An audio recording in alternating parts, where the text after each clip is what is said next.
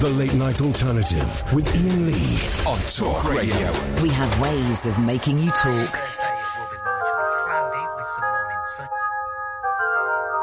Ding dong, ding a dong ding. Come on, everybody, join in. Ding dong, ding a dong ding. The party is about to begin. Oh, clap your hands and stand to beat. Move along with the party beat. There's games to play and songs to sing. So let the music start to swing. Ding dong, ding a dong ding. Come on, everybody, join in. Ding dong, ding a dong ding. The party is about to begin. Oh, ding dong, ding a dong ding. Come on, everybody, join in. Ding dong, ding a dong ding. The party is about to begin.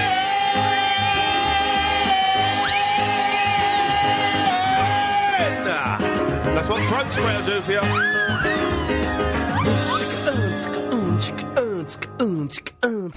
Take it home, yeah. Yeah, man. This is gonna be a mother flipping good show tonight, man. I'm feeling the vibe. The vibe is alive in 75. Gosh. 0344. I've got a numb tongue now. I've just sprayed it with all those antiseptic sprays, and I've got a numb tongue. It's going to be a fun show. He's made me jump 3 times in a row. It'll be a fun time. One of my favourite actors, John Goodman, has released an album. Oh. And it's surprisingly all right. Is it? Yes, it is. Is it, though? Yeah, it's all right, actually. To do every kind of people. Tell you what, for a laugh, can you go to the Nick Knowles page on Amazon? We'll read some more reviews out. Go on. Really? It feels now like kicking a baby. Nah. All right. We'll play a track from the John Goodman album a bit later. It's amazing. It's like, sorry? Get a bit of titanitis. Titanitis? I don't think. That's when breasts make a high-pitched whistle. Titanitis. Listen. Oh, hang on, let me listen. Do you hear that? Yeah, they are. They are. Your tits are making high-pitched whistle. Well, the left one is, the right one's sort of a lower drone, but yeah. Yeah. Well, on that bombshell... Nick Knowles. On that bombshell, let's go to Blake. Good evening, Blake. Good evening. How are you doing tonight? Doing very, very... I've got a numb mouth, but apart from that, I'm on top of the world. What you got for us? Well, basically... Sorry about that. I spat my tongue when I was eating some food. You spat your... Hang on, you did what? You spat your tongue out when you were eating some food? No, I burnt my tongue. I was eating some food. You know, when you scald your tongue. What were you eating? It's actually called... I can't really pronounce it. It's a type of stew. Have you ever tried Ethiopian food? I have tried Ethiopian food. What do you mean you can't pronounce it? What? Hang on a minute. What food is there that's unpronounceable? 03444991000. It's something. What the heck was that? No, it's some sort of a. It's like an S, a C, a U, an A. S C U A J A J I G I G H K N H K N. That's squajign. You pronounce that jig? I mean, I can't pronounce that. Okay, fine, fair enough. Yeah, but it's hot though. Is it hot spicy or is it hot cooked hot?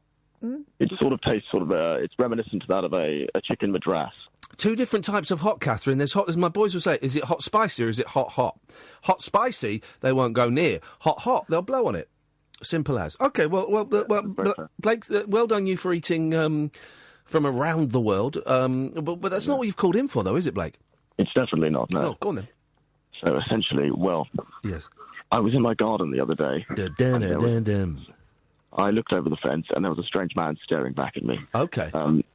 He's my neighbour, but he was giving me a very strange look, so I just went back into my house. Yeah. And then I sort of crawled over towards the conservatory to see if he was still there. Yes. And he was there looking at my house for approximately maybe 4 minutes. I went out to go and speak to him with a torch, and he just walked off. And I'm slightly concerned for my safety at the moment. I'm not sure whether he's trying to escape out of the house. He's a new neighbour. I think he's probably a murderer. Well, or... I should hope not. I really do hope not. Have you thought about this, Blake? You might be invisible. That is No, you can't do that. You're blowing my mind. Surely not. It happens. No, definitely not invisible. Well, you're eating unpronounceable food. It's the first sign. But what if? What if when we die, Yes. we see the light? That light leads us to when we were born, into a new life, and that's why babies cry. Because the babies are remembering their past life. Flipping it, man. Listen, I know you're yanking my chain, but what a chain yank to start with. What if when we die, we crawl towards a light and then we're reborn, and that's why babies cry? Do you know what? This is insane. I'm going to go with this, Blake, because what if they are crying, right? And they go up, you're thinking, I want to communicate to my mum and dad that I'm an old bloke called Fred, but by the time they get to 6 months, they've forgotten their previous life. Exactly. And you know what's really funny? I'm not going to take credit for this. I did actually see that post on Facebook a few days ago. Oh, Blake, well, you're a comedy thief then. In that case, you can jog on. It has provided us with a great phone in. When have you ever had to hide or crawl in your own home?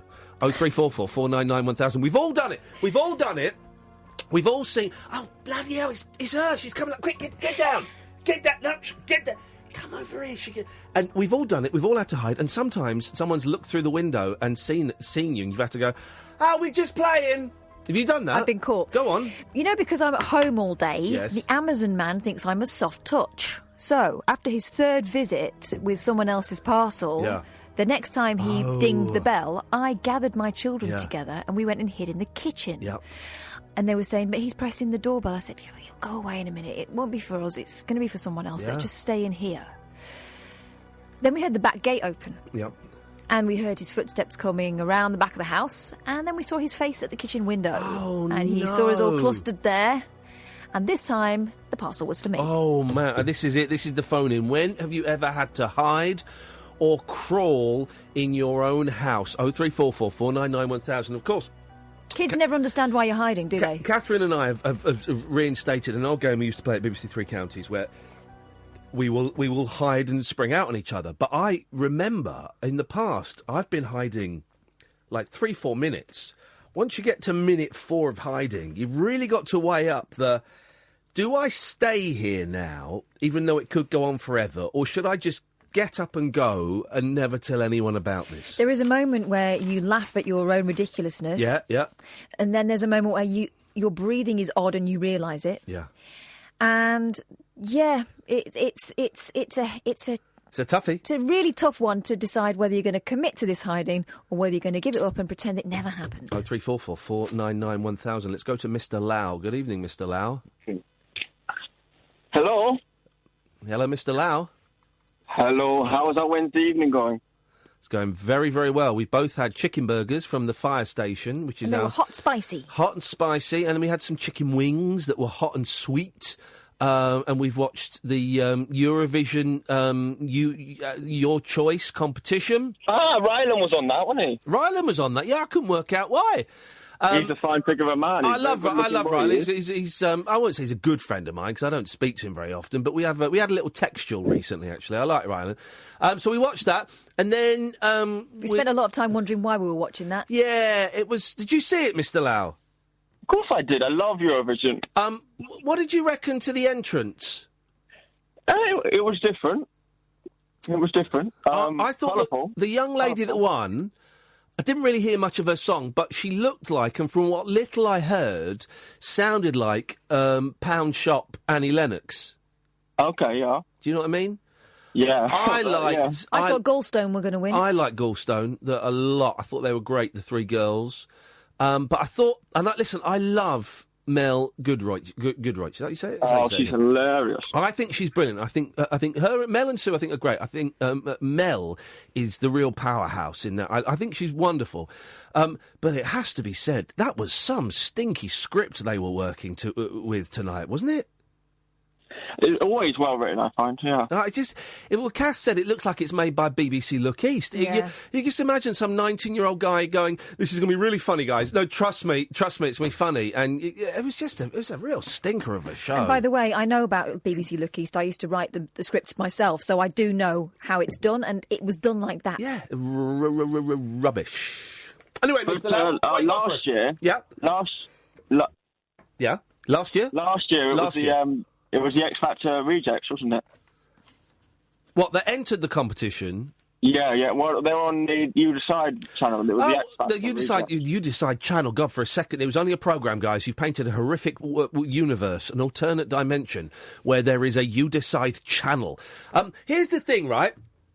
Why we shouldn't decide. I know they do it so it feels like we're part of it and stuff, and no one wants to accept the responsibility for ballsing it up. But what do we know about music? Nothing, but it raises money for children in need, doesn't it? So what? Well... No. Let them need. No, You're right. No, let them need. No. Well, if children didn't need, then there wouldn't be any Pudsey. You're doing Pudsey out of a job, so think on that.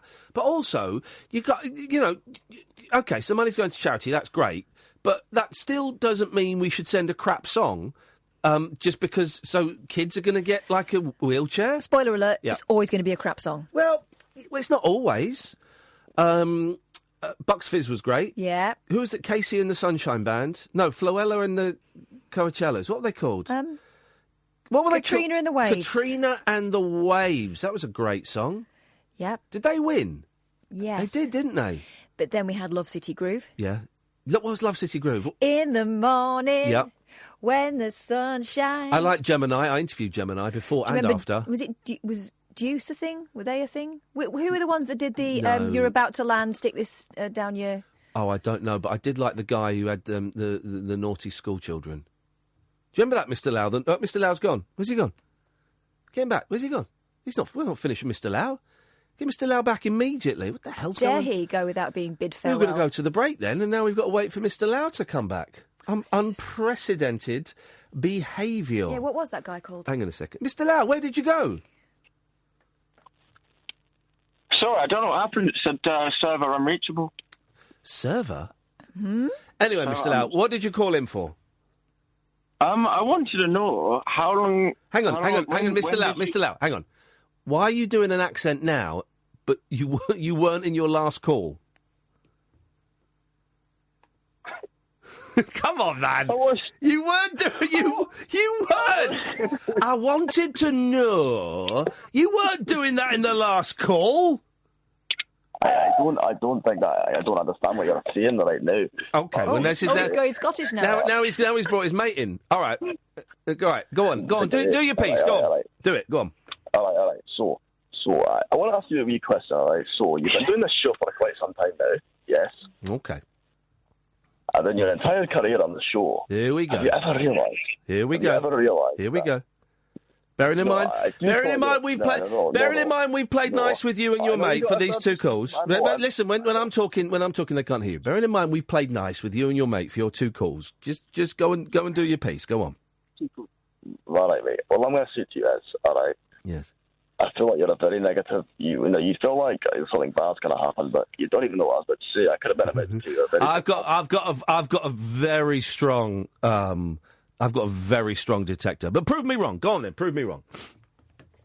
All right. Thank you. You're welcome. All right. You're welcome. So yes, I wanted to discuss. I saw this program the other day, yes, and Piers Morgan was on it, and they were discussing the issues of people identifying as different genders and ethnicities. So somebody was identifying as a non-binary gender. Okay, listen, here's the thing, right? I'm going to let you ask this, right? But and I'm sure there's going to be a brilliant punchline. I'm looking forward to it. But but you're talking about something that's quite big and heavy and it impacts a lot of people. Absolutely, so either do an accent that's convincing or do it in your own voice. That's all I'm going to ask. I'm going to let you do it, but you need to do it in an accent that sounds real or do it in your own voice. One of those two. Yeah, all right, mate. No problem. All right. Okay, so I want to know what you feel about the situation. Yeah, that's better. That's better. No, that's his voice. His real voice. I like this. This is better. All right, mate. Thank you. All right. So what's your opinion on the situation? What do you think when people bring up this issue? Do you think that people should be allowed to, identify as a different ethnicity to what they actually are? A different ethnicity to what they actually are. That's it's something I've not given... Black or white. Okay. It's something I have actually given some thought to, and I was thinking about the other day, because there was that young lady in America, wasn't there, who said she was a person of colour. and she was like the head of an organisation for people of colour, and then it turned out actually she had white heritage. She was what we would call white, and she'd been darkening her skin and stuff like that. I struggle with people claiming to be of different ethnicity. But that's a real. I've just skimmed the headlines kind of summary of it. Well, the reason I believe it's wrong is because we have to be able to identify ourselves to police in sort of situations of safety and all that sort of thing. And if it ever gets to the stage where if somebody has spoken to the police, yes, and they've said, "Did you see the suspect? Were they black or were they white?" And if they have to, sort of, if they can legally knock it. No, it doesn't. I was hoping there was going to be a thunderous punchline, and there isn't. That's a shame. No, because your premise is wrong. Okay, please elaborate on that. I'll do it if you talk properly. I'm quite offended that you would say that. I'll do it if you talk properly, because it's a big thing. So I'll do it if you talk properly. But I'm not going to do it if you talk silly.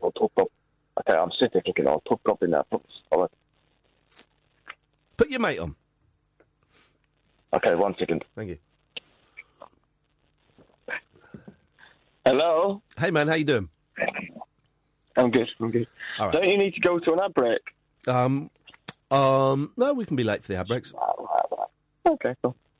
So what I was originally asking was where... No. What's going on with you guys tonight? We're just looking over the airport. Okay. What, you drinking? You smoking? What's happening? A bit of both. There we go. Fine. How... And what did you want to get... Because I don't want you to go away disappointed. I treat all of my... most of my callers, they're customers, and I want to keep the customer satisfied. So what did you... When you decided you were going to phone up tonight, what did you want to get out of it? And I'm going to do my best to end this call with you getting out of it what you wanted to get out of it. So what did you want to get out of this call? Well, basically... No, I'm not talking to you. I'm talking to your mate. Well, that's very rude. No, I'm talking to your mate. Okay, one sec. They're just having a drink and having a smoke. That's all right, they're having a good time. I don't want to ruin their buzz. Can you hear us, Mr. Lee? Yep, I'm talking to you. What is it you wanted to get out of this phone call? We just wanted to say hi. Okay, well, all right. Because you are high, and that's the joke. There you go, you see? Stoner humour, I still got it in me. No, you've always had it in you. No, not had it in me for a long, long time, but I did a while ago, definitely. Okay, well, you've said hi, so, I mean, do you feel satiated? In some respect, yeah. Okay, brilliant. Well, then we can all chalk this off as a success. The listener may not, and that's their thing. I can't speak for them. But you feel you've got what you wanted out of this. I feel I've given you what you wanted. Everyone's happy. Yeah. I mean, we can talk about everything. We just can't talk sport. No, well, this isn't talk sport.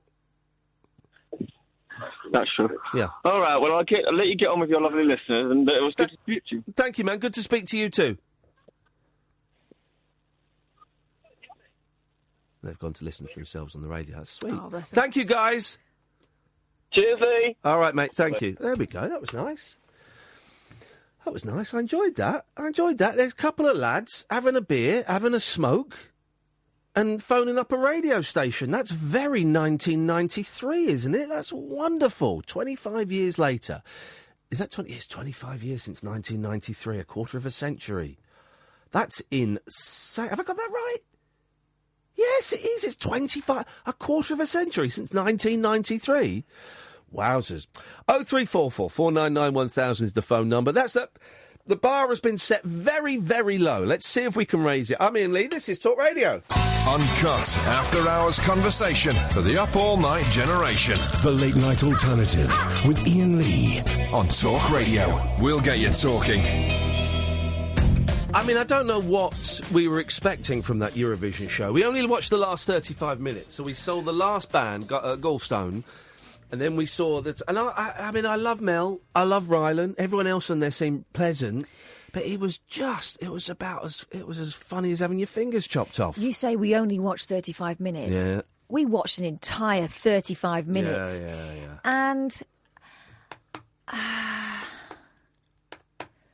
it was just excruciating. It was like someone was doing a sort of television GCSE project. Yeah, it was dull. And I like a lot of the people involved in that show, and it was a shame. 03444991000, maybe you disagree. Also, when have you hidden or crawled in your house? Rachel has tweeted, last week, I knew a family member would be popping in, so I put my car on my friend's drive. When I spotted them, I ran upstairs and snuck around like a stealth ninja. There we go, you see. Beautiful. Best bit is my friend's hubby cleaned my car for me while it was on their drive. That's Handy. what I'm talking about. Who's your friend? Because I've got a very dirty car. I haven't cleaned a car with my own hands for 30 years. Evening, Ethan. Evening. Hello.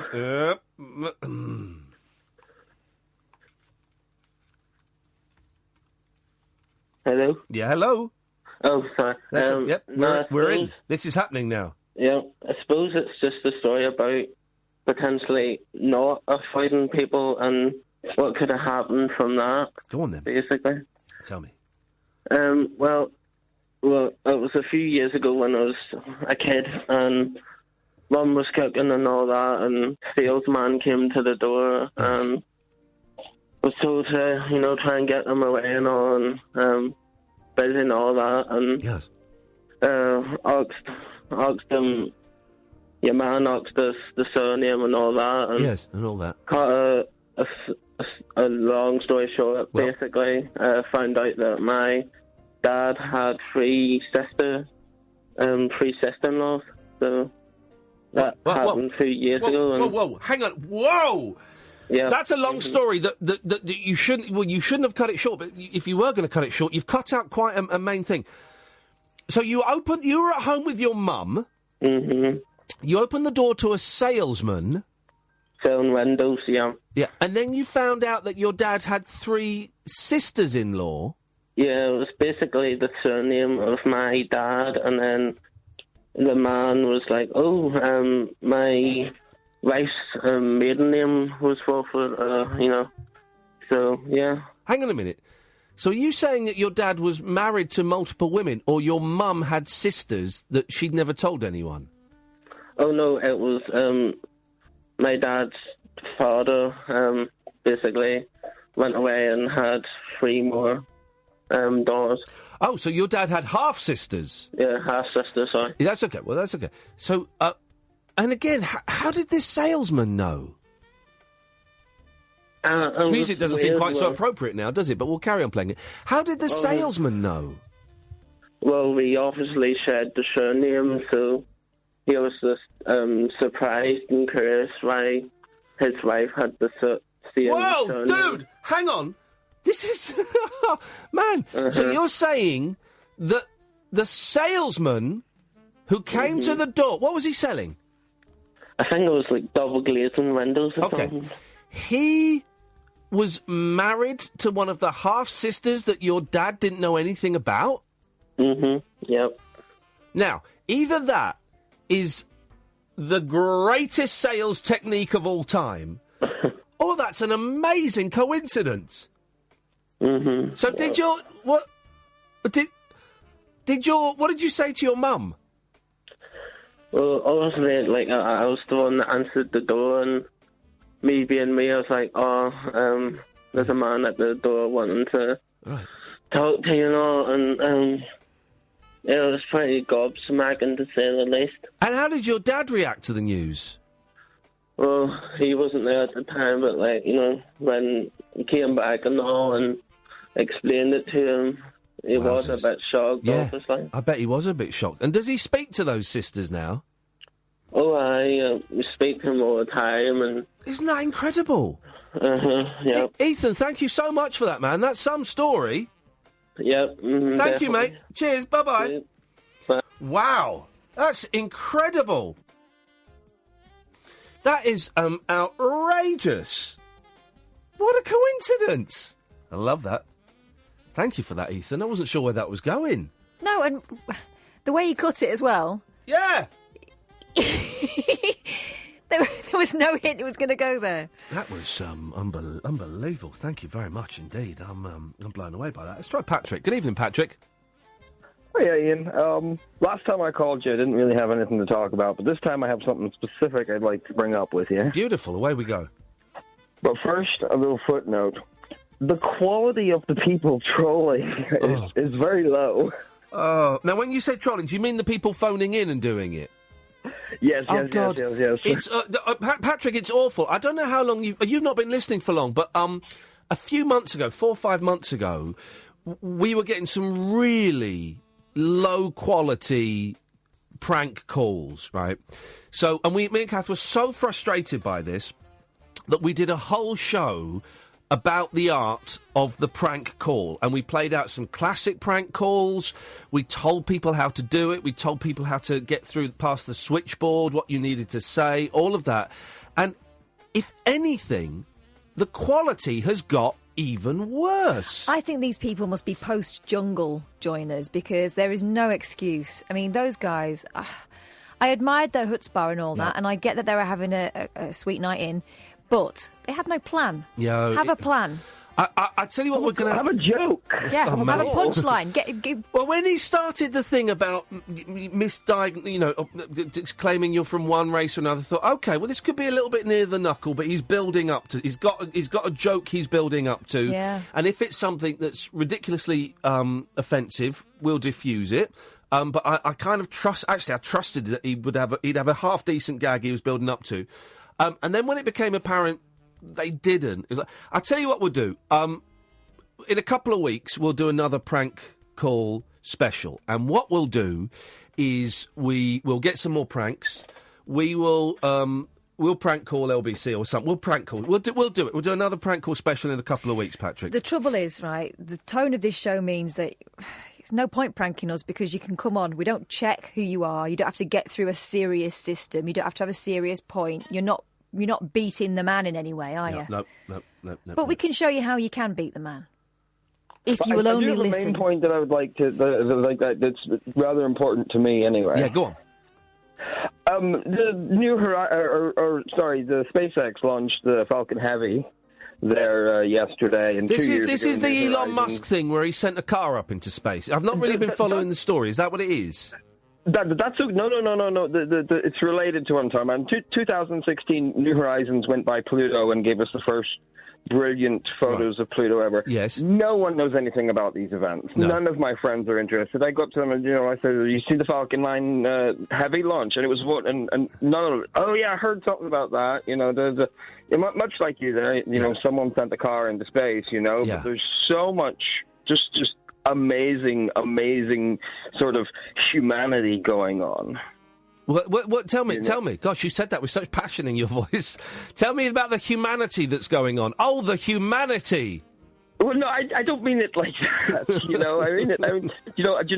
I mean, as humanity reaching out to the stars. Like, I don't particularly think that humanity has any right going up into the stars until we sort out here on Earth. Yes. But nevertheless, this is where we are, and this is what we do, and we're bringing back these images of these tiny, tiny objects that are millions and billions of miles away that were discovered 100 years ago, and Elon Musk has launched this rocket, and most people don't really know what it is, but this rocket is fairly small in comparison, but still gigantic on human scales, but fairly small compared to what it's doing.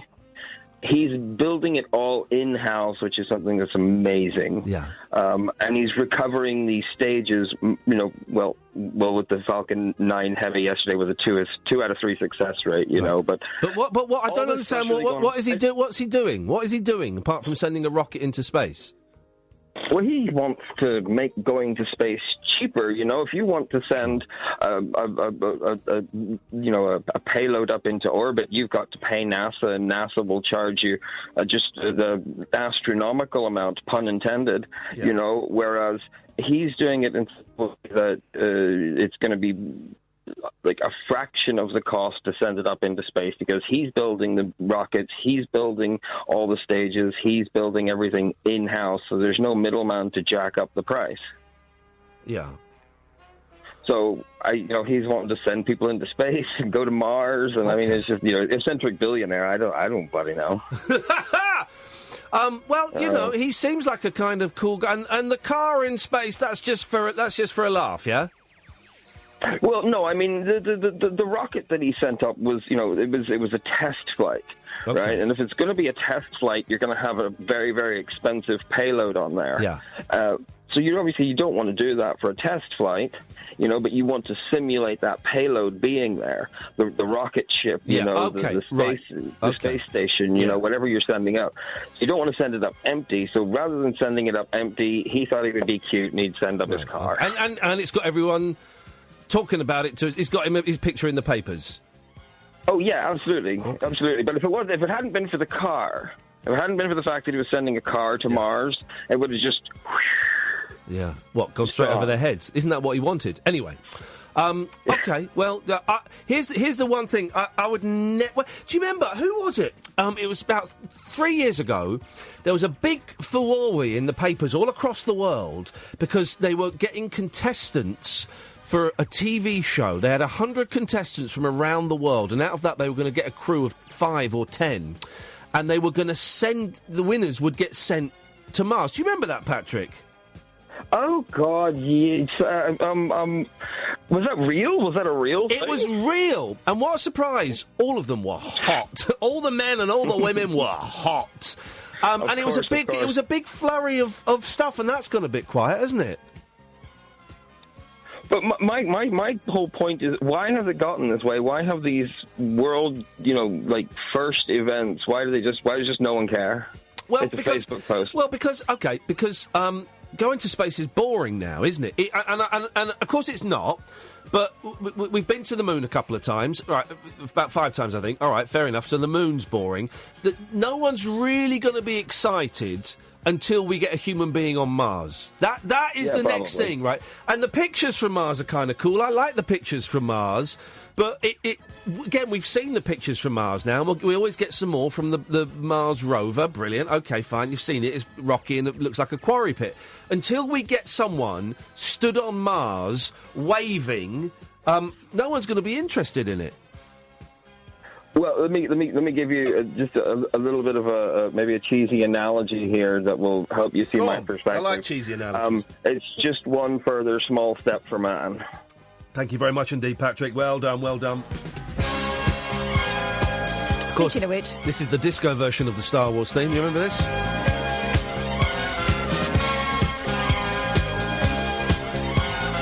Here's the challenge I mentally set myself when I was talking to Patrick. Okay.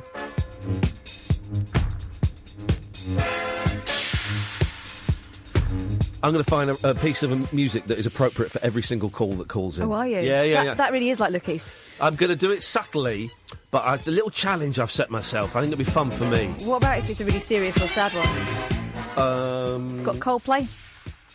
Yeah, I have actually. Yeah. If it's like, my nana's dead. No, but something good has to happen at the end of it for that one. No, it doesn't have to be good there. Sad one is diddle diddle do. Okay. Oh, I know a really sad one we could play. Right, so hang on a minute. Let me get it. And right, hang on a minute. Just wait there. Okay. We'll wait for the advert. Right. Okay. So what you need to do is I want you to tell me that your nana's died. Oh, she has. My grandma did. Oh God, I'm sorry. It was a while ago. Yeah, I'm sorry to hear that. Still quite sad about it. I know. A bit sadder than this. If you walk down through the woods today, you won't believe your eyes. Remember this? An old log cabin on the Great Whale River underneath the rolling skies. It's a man called Woodrow all alone. You can hear the wood chops cry. Sonny Blackburn, chop chop. He swings his axe all day and chops the trees away. Yeah, yeah. Chop, chop, chop. You can hear him singing. Chop, chop, chop as his axe is swinging. Chop, chop, chop through the woods it's ringing.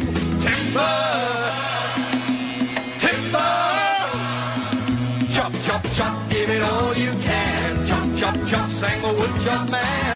Speaking of television to music. Yeah. Your timings are atrocious. Oh, man. Oh. The radio show that knows truth is always stranger than fiction. Week Monday, I get shoes. The Late Night Alternative with Iain Lee. Because they're too real to be part of my imagination. On Talk Radio.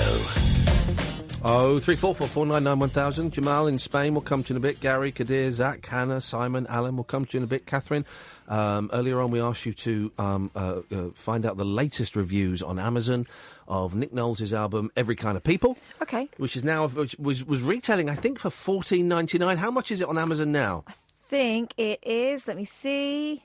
Because I know someone posted a picture of it in a shop and it was $1.99. Let me just pan up. Let me pan up. $5.99. Okay. And it's available on Prime. And I bet it's also available for a penny. Would there be one for other buying options? Penny? Let me see. Bet it is. Let's see. Hang on, I've been panning through the old... Oh, don't worry about that. Let's have the reviews then. Let's have the reviews. Oh, it's too late now. We're looking at your different buying options. Okay, well... Every Kind of People, Nick Knowles.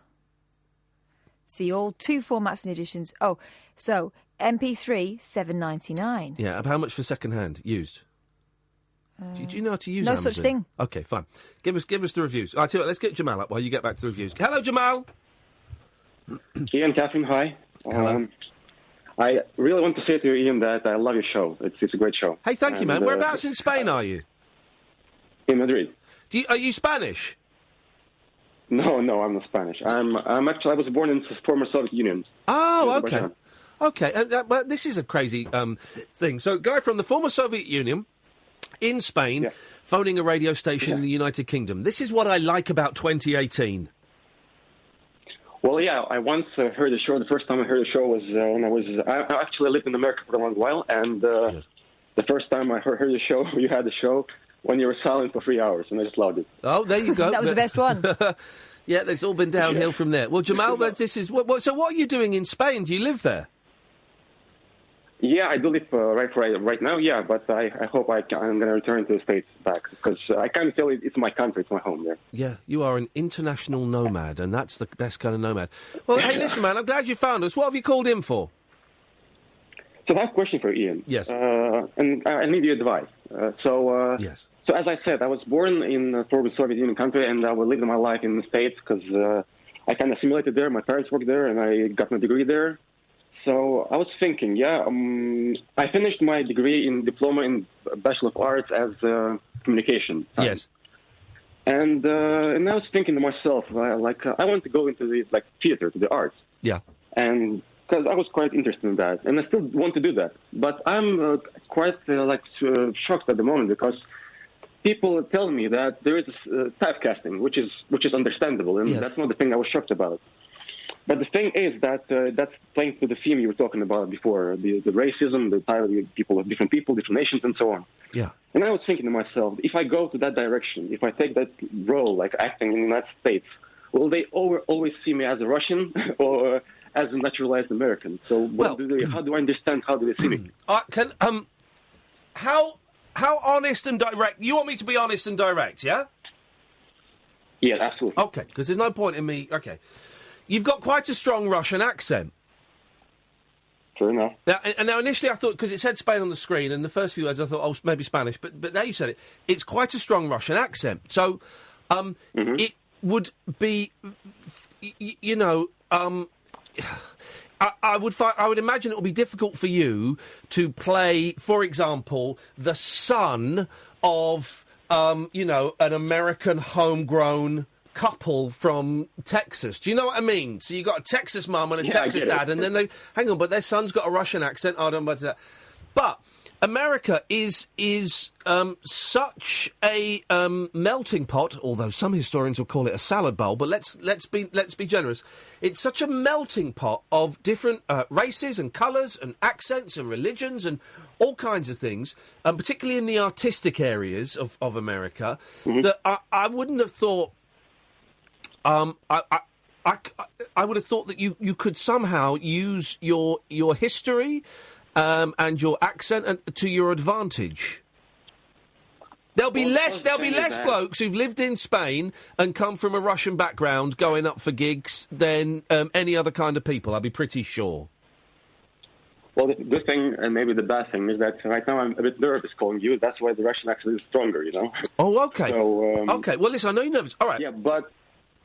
Concentrate. Yeah. Can you concentrate? Give me... All right, here we go. This is going to be the test, Jamal, and I'm putting you on the spot. Imagine I'm Steven Spielberg, right, and I'm in a bar. Yeah. And you've seen me, and you've come up to me, and you've seen me, and you've gone, oh, my God, it's Steven Spielberg. This is my one and only chance to go and do an audition for him. And you come, you know, I mustn't let him know I'm Russian.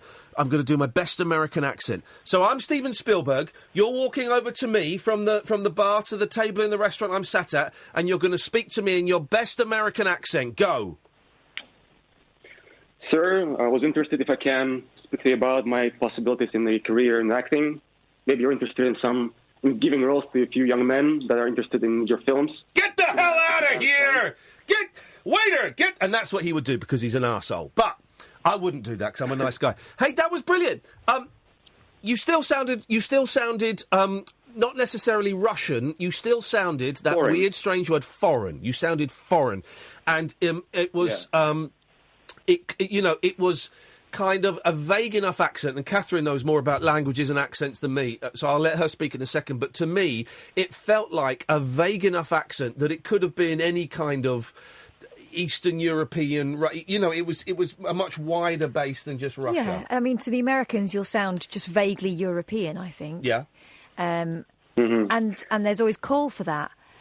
But you know, how long did you live in the States at a stretch? You know, at one point. So I lived there from 12 to 18. Right. I know. Hang on a minute. I've just done a minute. We're going about this the wrong way. What do you want to do, Jamal? What do you want to do? What would make in 10 years' time? Right. What would you like your future self to be doing that you think, yeah, if I'm doing that in 10 years' time, I'm in a really good place? Honestly? Yeah, honestly.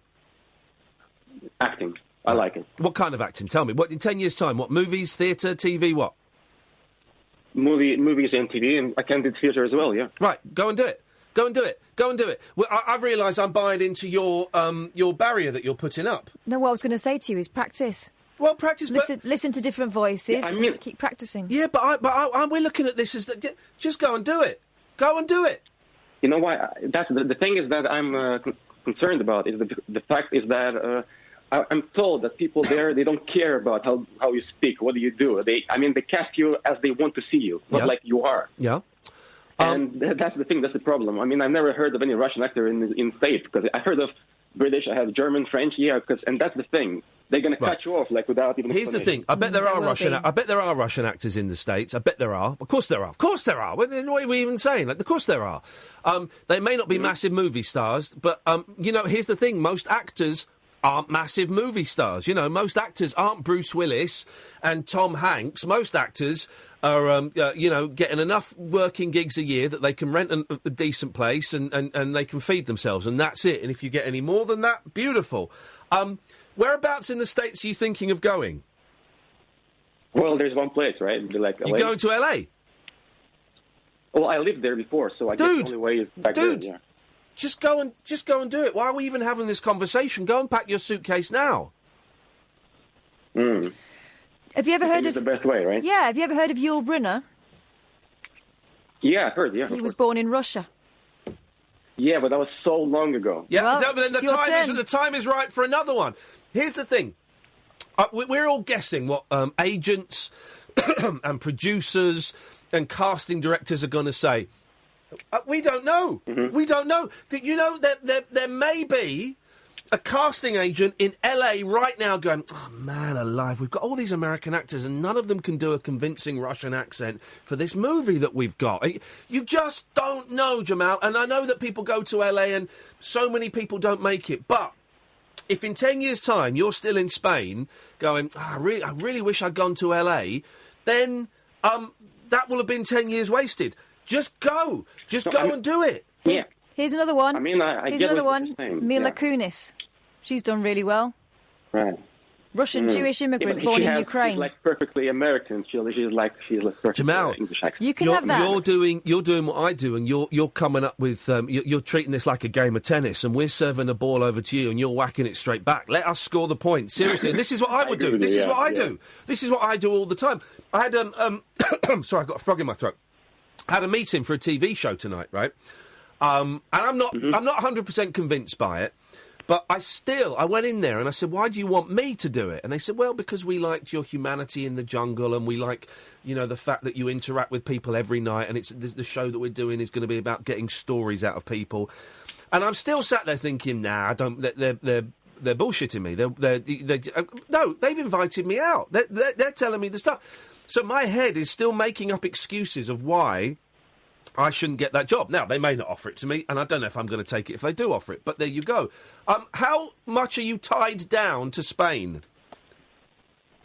Not at all. I mean, I'm doing my master's here. Okay, when does that finish? I guess in May, yeah. Of this year? Yeah. Oh, Jamal! Right, finish your master's, give everything you've got. What are you studying? Well, my dad asked me to do something serious, so I'm doing management. All right, MBA. fine. All right, fine. Are you happy doing that? No. Right, good. Do it. Get the best grade you can, so you can go and say to your dad, "Look, I've done my part of the deal. I'm now going to spend the next 3 years pursuing my dream."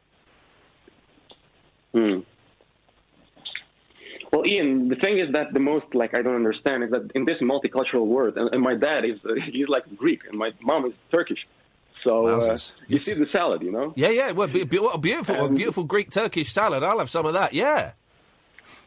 Yeah, but the thing is, I don't even look Russian, but I have the accent, and it takes work and so on. And okay, fine. It's difficult to understand what to do. Well, in that case, then just keep practicing. Spend a day as a Texan. Spend a day. Sorry. Spend a day as a New Yorker. Spend a day as a week as a Texan, a week as a New Yorker. Watch movies. Copy their voices. You can get tapes. There'll be YouTube videos. No, tapes. Listen to me.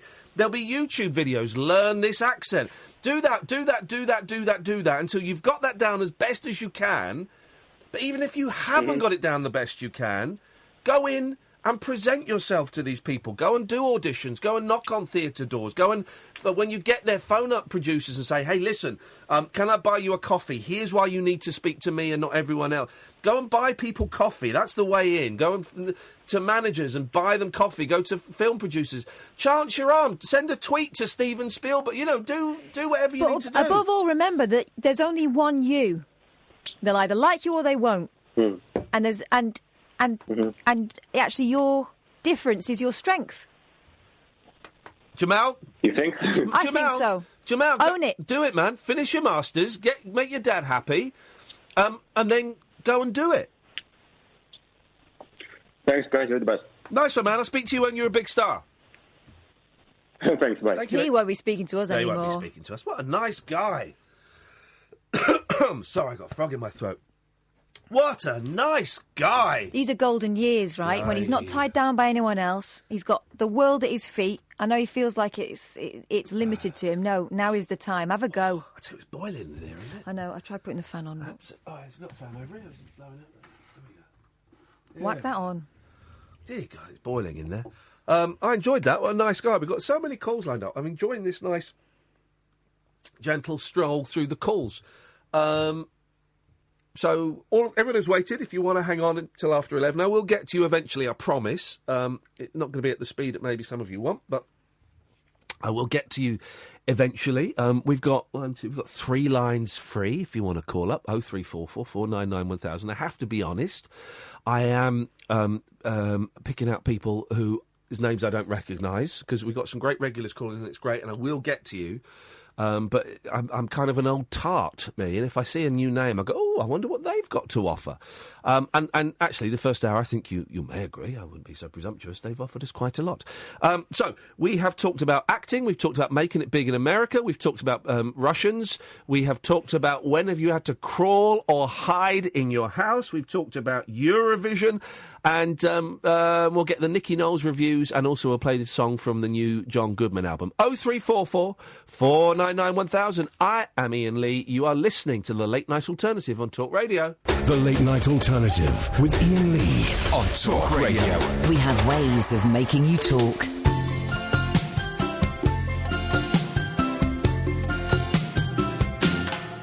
We know someday mankind will travel to the stars, but it will not be done in tiny compact cars. The interstellar trip would take 100 years, and we don't want to cramp your pretty legs up, dears. So I will pick you up about 1:15, and we will pick up speed as we hit the hill, and then I drop the caddy into overdrive, and we will take right off into the starry sky. We got $1 million worth of Ethel gas and a reservation for the room. Tonight we're gonna drive the Eldorado to the moon. We're gonna drive the Eldorado to the moon. I know the Soviets, la la la la, they must be most upset. Yet, yet, yet, yet. 'Cause they cannot build a car like my LD yet. It's got the fireplace, it's got the swimming pool. If we need extra space, it's got the back seat too. We got $1 million worth of Ethel gas and a reservation for the room. Tonight we're gonna drive the Eldorado to the moon. We're gonna drive the Eldorado to the moon. Tonight we're gonna drive the Eldorado to the moon. We're gonna drive the Eldorado to the moon.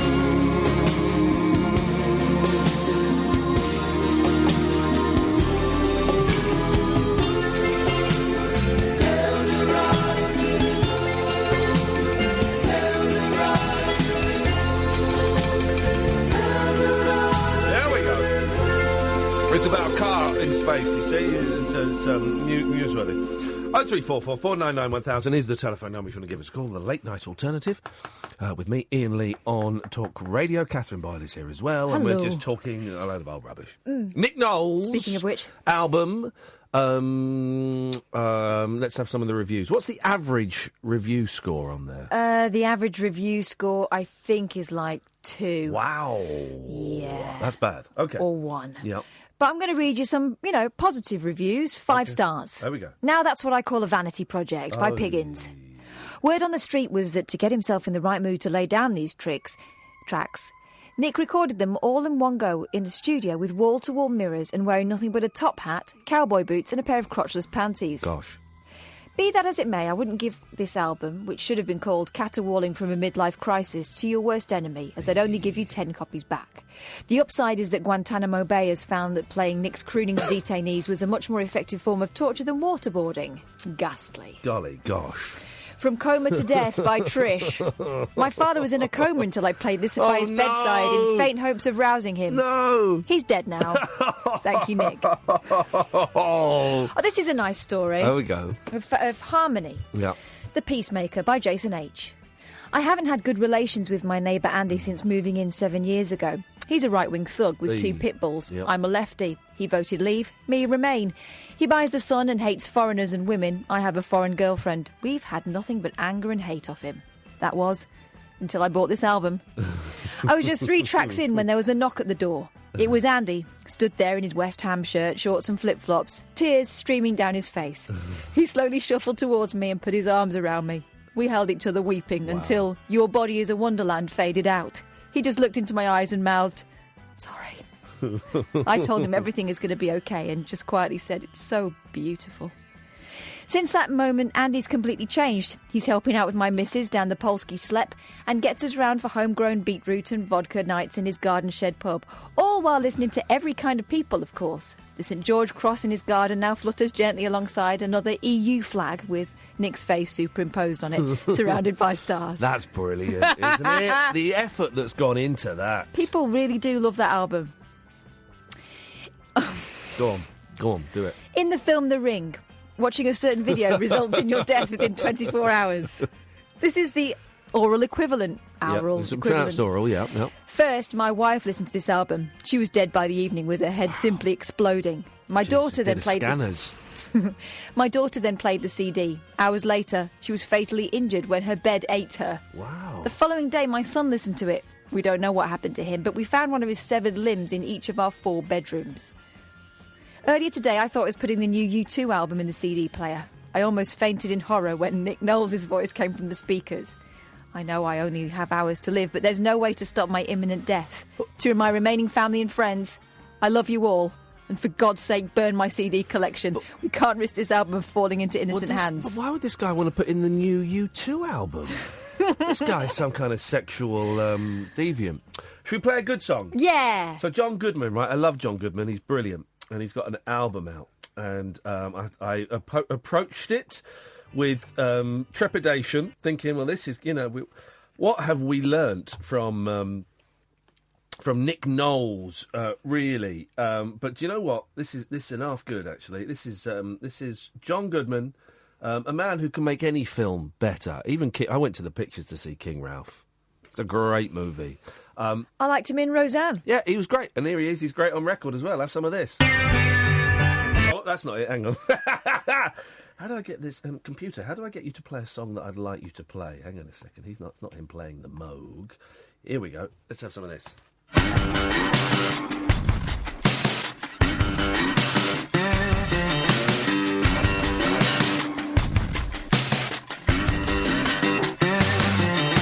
If you got bills that you can't pay, if you need cash like yesterday, if you got junk just laying around, no credit check, just bring it on down. At the pawn shop, get your guns and guitars and won't stop. Whatever it is, it won't cost a lot. Living on the cheap, get your vinyl records and some DVDs. At the pawn shop, get your jewels and your tools in one spot. It don't matter if the goods are hot, if they're yours or not. Find the thing you want, so everything you got at the pawn shop. Across the street from the Texaco, there's a neon sign saying we buy gold.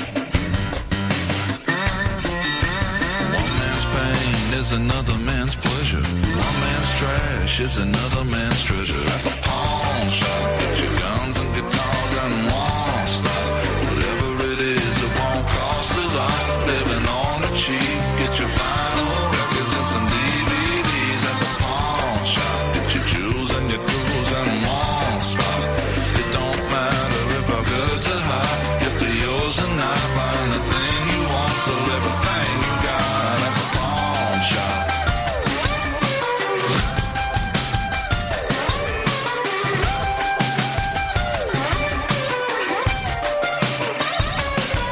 Get your girl a dress, get a VHS, a whole mess of tools in a second-hand suit. Get some picture frames, Nintendo games. Buy cheap golden arrows with a stranger's name.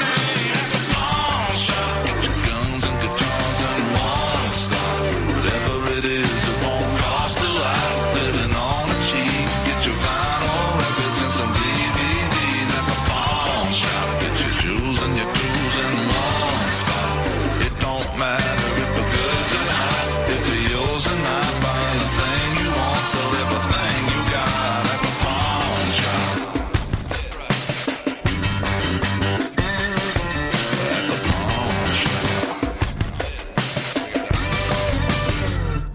John Goodman. That's all right, isn't it? That's all right. It's not out yet. I got a whiff of it, and I managed to get the PR company to email me what I believe is called an MP3. So good, but it's good. I'll let you know when it comes out. And wouldn't it be great? Wouldn't it be great to get John Goodman to the top of the charts with a song like that? Let's go to Paula. Good evening, Paula. Hello, Ian. Hello, Paula. Hello.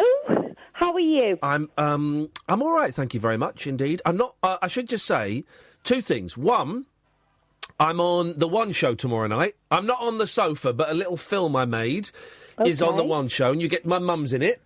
Oh. And two, I'm not on the radio tomorrow night. But apart from that, everything's great. Oh. Hey, but I'll be back on Friday. Oh, good. I'll be back on Friday. How are you doing, Paula? I'm very well, thank you. Yeah, what have you been up to? Right. I just want to speak about a documentary. Yes. I watched. Oh, yeah, go on. Last night about the suffragette. Oh, yeah. With Claire Balding. Of course it was with Claire Balding. She's the only woman that works in television these days, yes. Yeah. Yes. About Emily Wilding Davison. Yep. Yes. Oh, my gosh. Those women suffered. Go on, tell me what. Because I must admit, I did study the suffragettes were part of the history we did at school, but my memory, I'm ashamed to say, is a little bit hazy around it. So go on, give us what you learned. Right, okay. They were tortured in prisons. Yep. Poor Emily Davison, she was a governess, and she went through Emily Pankhurst. Yes. It was her organisation, and she went very radical. That's a great phrase. She went very... What's happened? What's happened to Emily next door? No, she went very radical. No. Emily? No, she didn't. She did. She's the one that went under the king's horse, isn't she? No, she didn't. Ah. Oh. Which one's she, then? Right. It's the same lady, but she didn't run under the king's horse. Oh. What happened to her was she was a governess. Yes. And prior to that, she was educated at a school somewhere, and her father died, so they couldn't keep up the payments. Oh, yeah. So she had to enrol as a governess. Yes. But while she was at this school, she'd learned about the suffragette movement. Yeah. And anyway, she joined them. Yes. And what happened was she was rallying, going through demonstrations for the women's vote. Yes. And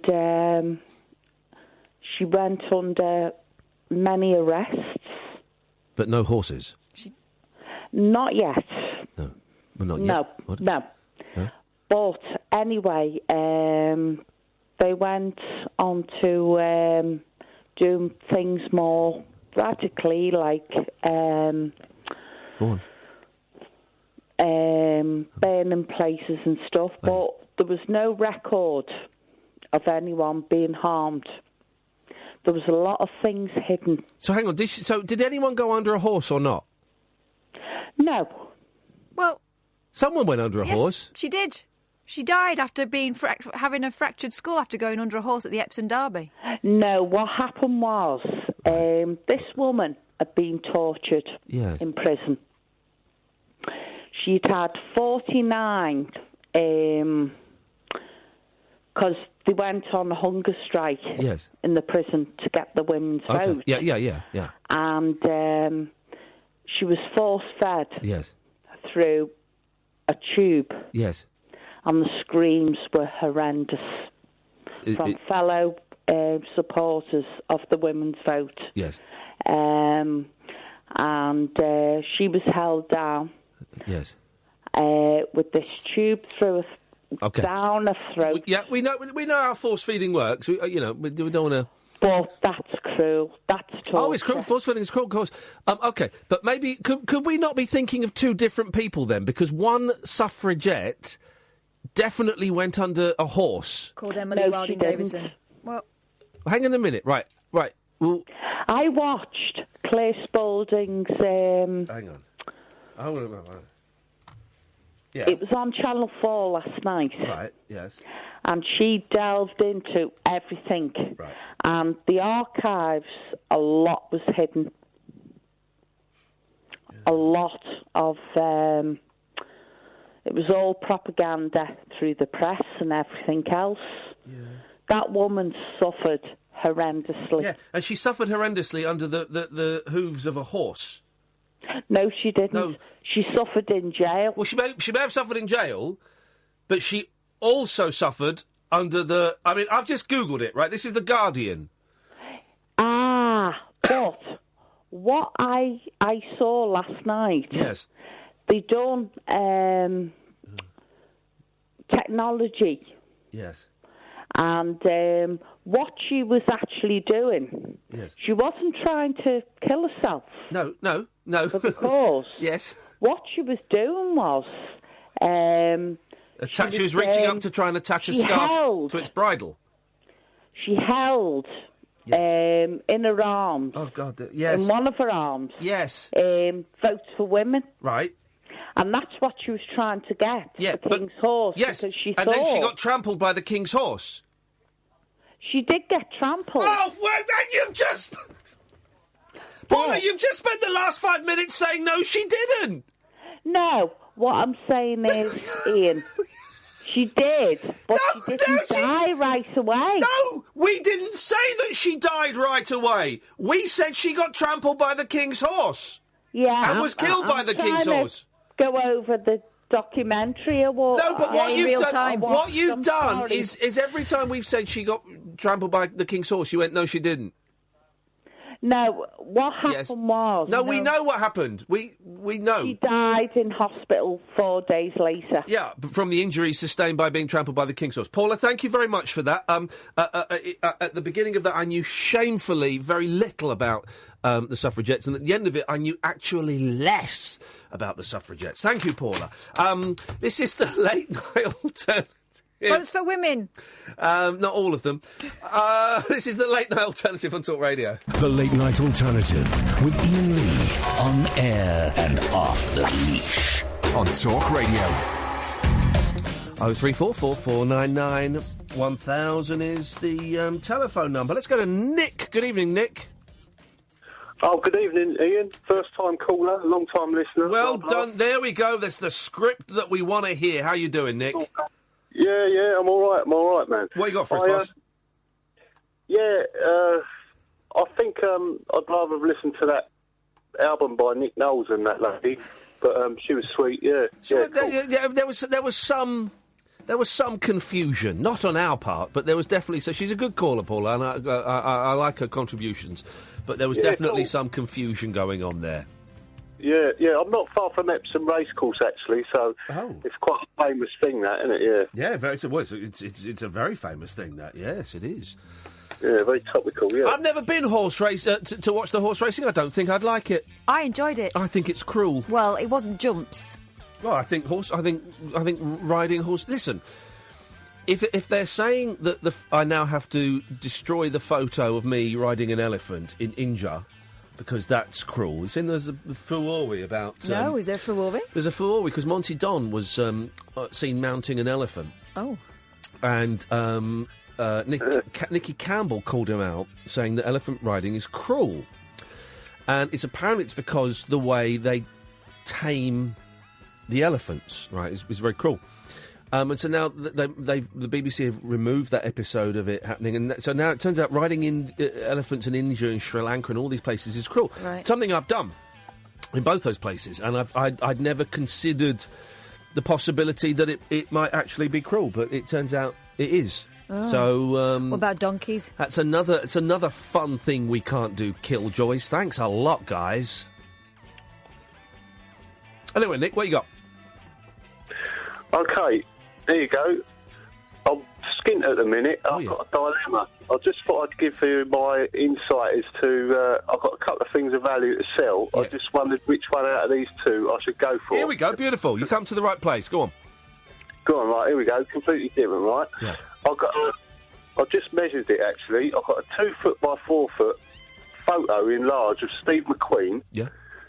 And in the picture, there's a little man sitting there. I think it was filmed in France from The Great Escape. You know, when he's on the motorbike. Oh, yeah, of course. I see it now. It seems like he's just jumping over the thing. But, yeah, I've looked it up and I can't see this particular picture. So it's a bit different. Right. Anyway, I've got that. And the other one is I've got a bit of Roman pottery. It's half a pot from AD 88 from Pompeii. Right. So that's 2,000 years old. So which one should I go for? Hang on a minute. How do you know that it's 2,000 years old? Well, I don't want to really divulge the story, but it goes back to someone that went on a school trip in the 50s and they went on They nicked it. an excavation archaeological thing and they put it in their hand. Right, okay. Oh, dearie me. Okay, right. So you've got stolen goods. Well, you've got to be careful. No. No? It's a relic artefact, isn't it? It's a artefact, is it? Wow. Oh, my God, it might be Pompeii. Yeah, it could be. Dirty buggers. No, it's for real, man. Okay. You're not going to get... How much money do you need? I don't know. Well, I'm starting work next month, so a month's worth, I suppose. Well, I'd sell the pot. Yeah, I think it's worth more. I'll try to find out about the value of that, but I ain't got a clue. I don't think it'd be worth that much. Shut up, man. It's 2,000 years old. It's not a full pot, though, is it? It's half a pot. And also, how do you prove its provenance after getting it under a pub out of someone's jacket Does pocket? it have like a mark on it, made in ancient Rome or something? I tell you what, you pick it up and feel it, it's like no pottery you ever known. Someone just sees it and then Magic it's made different. It's got the hands of the where they... Because everything was stuck in time, weren't it? It was like buried, you know what I mean? Well, yeah. So it's like... It's well cool. It's well cool. I've kept it for... Well, you know... I've actually got eBay open because I'm selling something on there. I've got selling a telly on there. Right, so... It's just a thought, guys, just to Roman about with you, see what you reckon. But well, real. This reminds me of Swap Shop. There's here we go. Oh, mate. Look, there's a whole Roman urn going for a tenner. Yeah. So... No. Yes! They used to knock them out like it was no tomorrow in Pompeii. Oh, well, I'll be able to get a pint. Sell them both! Sell them both! I enjoy your show. I'll give you one last one. Yes. I've got, listening to the show the other day, yesterday I think it was, I've got Gladys, Violet, yeah? Old names that we don't use anymore. Douglas, Yeah. and... Oh, come on. I can't remember the other granddads. They're dead now, but the old names of the old... There we go. How can you not remember your granddad's name? I'm just trying to remember my dad's name. Wilfred. Wilf. Yes, that's another old one, Do isn't you remember Wilf Lunn? Wilf Lunn? Wilf Lunn. He had a wax moustache, round glasses and a straw bow tie. He was an inventor. He was on Kids TV all the time. Yes. Wonder what Wilf Lunn's up to. Lunn, of course, is Urdu stroke Hindi for penis. Is it? Wilf penis. Good to know. Yeah, exactly. So I wonder what Wilf Lunn is up to. Hey, Nick, good call, mate. Thank you for that. All right, have a good evening. Cheers, guys. Cheers with this. Ta-ta. Wilf Lunn! Wilf Lunn! Still alive. 75 years old. Get Wilf Lunn on this show. All right. I want Wilf Lunn on this show. I'm having that. Save image. Look, he looks exactly the same. Email Wilf Lunn doing it. Wilf Lunn! Flippin' heck. That's great. That's made my day, that has. Let's go to Zach. Good evening, Zach. Good evening. Good evening, Zach. What you got for us? Well, I wanted to talk about... Are you on speakerphone? No. Oh. You were on speakerphone. Maybe. Yeah, this is it. If I catch anybody else on speakerphone now, you've had 2 weeks grace. If I catch anybody else on speakerphone, You're getting cut off. Straight away. All right, fine. All right. So, start with again. Go on then. So earlier you were talking about, like, times when people like, had to hid because they've been scared. Yes. People in their house, whatever. So, in Italy, a couple of years ago on a holiday. Yes. I came back after, like, a night out, and we drove down the, drove down the front of the house, and we had, like, a window smash. And I was the only person who saw this in the car, but I could see, like, people running outside the building, because there were 2 villas in this, like, little area in Italy. And I just told them to stop the car straight away, because I was, like, a bit scared to go forward, because, seeing that doesn't get you too hopeful, especially if it's the house that you were staying at. Yeah. So then we wait a minute in the car, like 5-7 minutes, I think, and then we walked down, and then we see the whole place had been broken into by these guys. But then the creepiest thing is everything been left. There was nothing taken or anything. They had turned over all the mattresses to look for stuff, but nothing was gone. It was just all left like that. So it was really eerie. Has anyone ever actually hidden something, apart from jazz mags, under their mattress? Has anyone actually ever hidden, like, cash? Or, that those pearls you got me? Because we're going to go out, I don't want to wear them. I'm going to put them under the mattress. I had some really filthy love letters that I hid under my... Yeah, I did. Really? Have you still got them?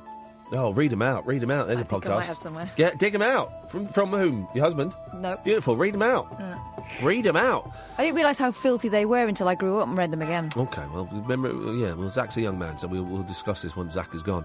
And so they didn't nick anything? They didn't nick anything. Scumbags. But what annoyed me is, because it's like a foreign country, I guess it's the police didn't take the police didn't give us stuff. Yeah. It's probably the police that did it. In the UK, they come in, like, within, like, maybe 20 minutes, half an hour, and we wait there for, like, 3.5 hours. Well, until they actually came. I don't know, Zach. I don't know, and let's pray you never have to find out. I don't think the police would come at all now if your house got broken into, because they tend not to these days. Hey, Zach, thank you for waiting, mate. Thank you for that. 03444991000. This is Talk Radio. Across the UK, online and on DAB. The Late Night Alternative with Iain Lee on Talk Radio. Let us go to Chuck Winkle. Good evening, Chuck. Yeah. Huh? Sorry about that, Sorry about that. Oh, okay. How do? Yep, do very well. For those that don't know, Chuck Winkle is our American correspondent. He's a news guy, and you fired guns, haven't you? I've fired a Kalashnikov, Maribor 35-9. And can I just say that you've had some quite dodgy accents on tonight. It's been a very weird show. Been some very, very strange accents from all over the cosmos. What have you got for us tonight, Chuck? Well, I don't know if you've seen these rumours coming from us over here in the United States. Yes. I've got to be very careful to tread on legal ground. Okay. So I'm just going to go on what I've been hearing and not naming any names. Okay. Struggling to understand what you're saying, but yes. Sorry, old-timer. Yeah? It's about a very leading figure in America. Right, a leading figure in America, yes. Yeah, there's rumours about him shagging a pig. Sorry? They got some rumours coming down the wire about a very prominent guy over here. Yeah. Shagging a pig. Wowzers! And just think, people say satire is dead. Okay, well, what can you tell us? Obviously, for legal reasons, don't name anybody.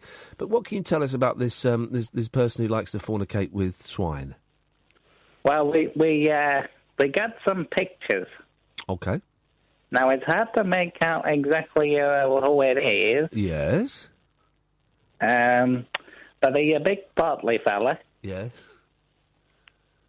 A lovely, kind of a sandy blonde hair. Yeah.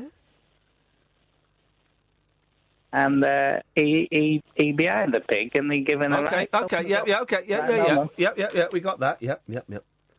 So, I mean, that's going to have major consequences over there because this person isn't very popular. Okay, it sounds like you're describing either Ronald McDonald or Donald Trump.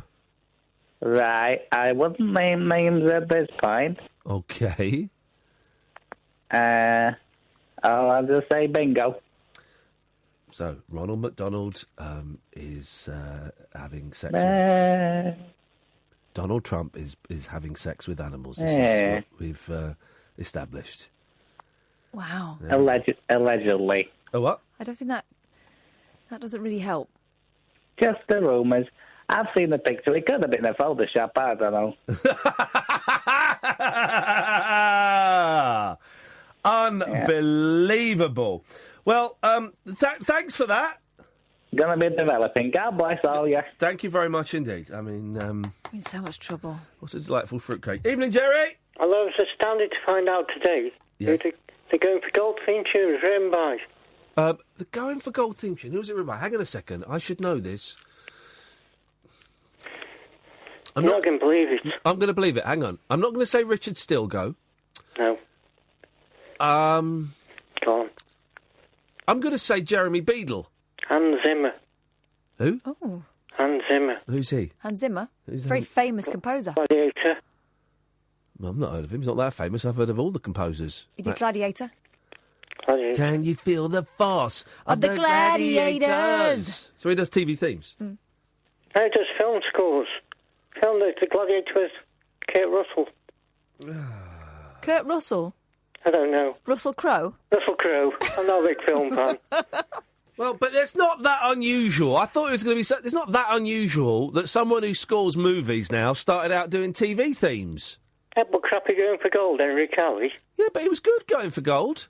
I like that bloke, wasn't it Lars or whatever his name is, smashed up the studio all the time. That was great. I used to love Going for Gold. Okay, you're playing catch-up in the two-zone. Playing catch-up in the two-zone. What does that even mean? It means you're in the two-zone and you're behind. Sounds rude. So you can get 2 points for this. That's what it means. I've had a disaster today. Go on, what happened? I had my first ND into a urine bottle.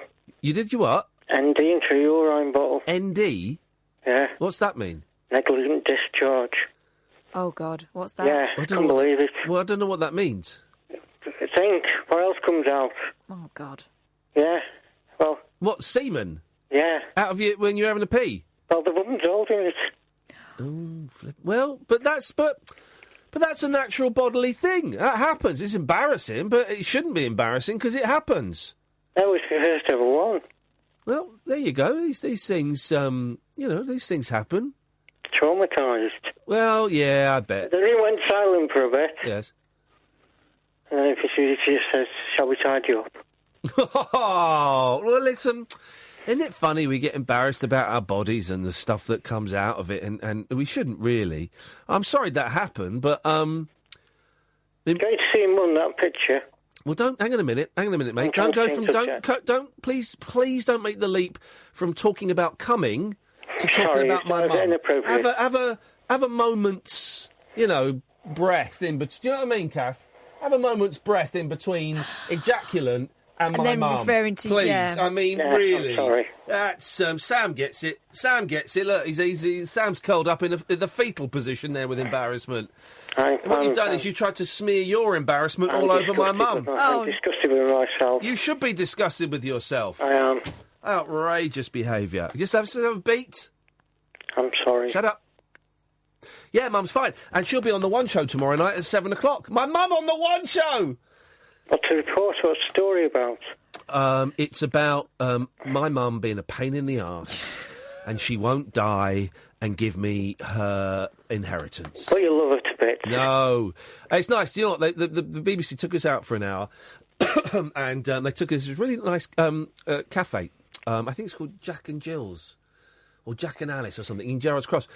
And I'd never been there before. I've walked past it a load of times, never seen it. And they made a fuss of us. I had a nice bacon bagel and she had a cream cheese and salmon bagel, or salmon and cream cheese, as many people call it.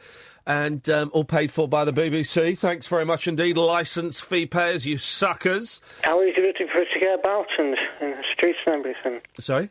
Oh, he's a bit forget about. Well, you'll watch. She at the end of it. I've not seen it, but I've read the transcript of it, and I think at the end of it, she nearly runs me over. Michael from Towson. Yeah. So you see, but my dear old mum will be on telly tomorrow night, and I will be out, so I won't see it. But they're going to send me a DVD, and I will be. She'll be thrilled. And finally. Yeah, it'd be good. All right, Jerry. And finally, who's on tomorrow night? I've got no idea whatsoever who's on tomorrow night. Do you know who's on? Yeah. Who is it? Rufus. Ah, it's not the American. Breathe easy, everybody. Breathe easy. That's what everyone was worried about. Oh, you'll have a laugh with Rufus. All right, this is Talk Radio. The wild man of late night radio. The Late Night Alternative with Iain Lee on Talk Radio. We have ways of making you talk. Here we go. 0344 499 1000. Good evening, Gatford. Evening, boss. Evening, Gaff. Hello. Hello. I was hoping that my story might be the oldest on the show, but then that bloke came up with a 2,000-year-old urn, and so it's been slightly beaten. But my crawling story goes back 30 years. Yes. Do you remember the storm of 1987? I do remember it, yes, I do. I went out and took photographs of the trees, but I had a posh camera, but I didn't know how to use it. That was the year we first moved down south, and we thought, what hellhole have we come to? Yeah, it's good. Well, this was the first time that I'd ever been experienced proper darkness that I remember, because all the streetlights went out. Yes. So you may remember, as we have met before, that I'm bespectacled. And in the midst of the storm, I knocked the glasses on the floor and had to crawl around to try and Hey, find like them. Velma! Jinkies! Yeah, exactly. Wowzers. And I broke them. I managed to crawl over them and had to tape them up the next... Surely, right, if someone drops their glasses, all you've got to do is... Right, because everything's blurry, yeah? Yeah. So surely all you've got to do is look around for the two small circles that are in focus. Isn't that how it works? No, there's two small not circles quite. that are in focus over there. I'll go over there and get them. If only. Isn't it? Normally I'd put the light on, but couldn't, and look around, for the glint off the light or something. But no, not like that. I had to crawl around a good 10 minutes as well. I'm going to... Has anyone ever actually found a contact lens that they've dropped on the floor? Mm-hmm. I mean, then you suck it and put it in your mouth? No, because mine are disposable, so it'd be all like mankying. I don't get contact lenses. I have no idea how they work whatsoever, and I don't want to. But I'm going to get glasses. I went for an eye test a while ago, and she said, "Well, your long vision, your long division is too far. Is not great. You could get glasses, but I'd leave it for a bit." And I came out so disappointed. So I'm going to go to a different optician, and I'm going to get a second opinion. No, I'm not even going to get a second opinion. I'm going to deliberately fail the eye test. That doesn't work. No, you'll get... Sorry? You'll get headaches. They'll give you two strong glasses, and you'll get headaches. And I don't drink. I've, for years, as I used to walk into the optician's room, tried to memorise the list with the glasses on. Yeah. They know, they're smart. What's that test where the machine blows air into your eye? That doesn't do anything. Glaucoma, isn't it, or something? Yeah, it's for pressure. That's just so they can make you twice go, ooh, like that. Yeah. Ooh, that's all that It's is. also fun when they put the drops in your eyes and it makes your eyes pupils go. Oh, mate, when I thought I was having an aneurysm, and when was that? It was a bit on one of the shows, no? Oh, right. And I thought I had MS. I actually thought I had MS. Oh, I remember that. And so I went for 2 days of proper full-on tests. 'Cause I was getting really bad migraines, and I had sort of numbness I had numbness in my hand. I've still got this numbness in my hand. And I went to this neurologist, and he did a test on me, and the test came back, and he said, "Oh," he said, "It's not saying you haven't got MS, but it's saying that you might have MS." Oh. Right, I was flipping. I did this test. So he then did me 2 days of intense MRI scan, and I've got white lesions on my brain, all this stuff, right? But the best thing was he puts these drops in your eyes, because you can see MS in the eyes, right? Some strains of MS, you can see things behind the eyes, like little spots or something. So to make it easy to see, he put these drops in your eyes. He said, "You won't be able to see for 2 hours after this, because what it does, your pupils go massive, like the size of round saucers." There's a reference for some of the kids out there. His eyes are as big as the size of round saucers, and it was brilliant. He couldn't see anything. I'm just sat there like this, couldn't see anything. It was wonderful. When I have it done, I have a legitimate reason not to have to go back to work, because I can't see anything, so I have to stay in a coffee shop for 2 hours. There you go, you see. That's what it's all about. Yep. I'm going to get... I had glasses. I had some cool glasses for reading and stuff. And it really helped when I was like doing computer work and reading and stuff. And then when I stopped smoking weed, it was like... Oh, I was just stoned. That was it. I was just stoned. Do you remember the flip sunglasses as well that you used to get if you wore glasses? Do you remember seeing those? Oh, the ones you clip onto the lenses and you flip them down. I'm so glad that technology moved forward. The worst glasses are the ones that separate at the nose. And so so it's got a glass on one tit and a glass on the other tit, and then you just pick them up and they magnetise and they clip together. What the hell? They're Partridge and Prever wear those. I know, I was just thinking that. Good morning, PPIs. They're redonkulous. Could you lend me the money for laser surgery? For laser surgery on your penis, certainly. Yeah, of course. Gotcha! Evening, Kadir. Hello, I have a story of when I was... Don't tell us what it's about. Tell us a story and keep it under 2.5 minutes. No problem. So I'm catching a bus because I've just had a couple in the pub, so obviously I didn't want to drive. So it's quite late at night. It's about 9 o'clock, and the number 9 bus, I'm on it, and there's this group of chaps at the front of the bus, and they're all wearing sort of suits, and I'm sat near the back where the bell is because I position myself with a bell. You said it. Brilliant. So these guys look at me, and then they come up and sit around me, and they start talking to me, and it turns out they're Mormons, and they've just done a mission thing in the town centre. Mormons have done a mission. We've done a mission for Jesus. Yeah, exactly. So I can't not talk to them. I can't just blank them or tell them to go away because that's rude. These are religious people. Yeah. So I get talking, and in the end, I practically give them my life story. I bet you did. And I bet they were looking at their watches going, yeah, sorry, dude. I've told them my address, phone number and all this, and they schedule a meeting with me. Yes. And these guys are efficient. The next day, I've got a knock at my door, and I look through the people, and it's this group of 4 chaps in suits looking all happy. And I have to sort of sneak on the floor to turn down sort of, I think it's the radio or the TV or the Alexa, something like that, just so they don't hear me. And it does take about 10 minutes for these guys to go away. Yeah. But you had arranged to meet them. I know, but I feel that it was under duress at this point. I didn't really want to. Well, you should have just said, look, I'm not interested. I saw a woman who used to be a Scouse guy in Oxford Circus in London with the megaphone. He got done, I think he got done for preaching the gospel and stuff because he was quite mean. And there was a very elderly lady there today with she had a megaphone or a microphone or just a really loud voice. I don't know, but basically. You're all gonna die in hell. And I'm thinking, I'm going down Oxford Circus tube at rush hour. I'm in hell, lady. It don't get any worse than this. Kadir, thank you very much for that. 0344 499 1000. There we go. It took 1 hour and 50 minutes. Are you listening, other presenters? For the first time this evening, for 1 hour and 50 minutes into the show, the switchboard is empty. That's how you do it.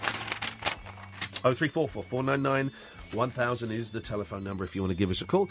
You are listening to Talk Radio on DAB. Maybe you've downloaded the app, or you could even be watching us at youtube.com/rabbithole, which is kind of our YouTube channel where we're streaming it now, and I'm in the chat and I can see Christmas Bot and Herp Derp, Double Derp and Quiet and all these people. I would suggest you subscribe to it, youtube.com/rabbithole, because late May, early June, they've sent some dates through, which I will go through with you.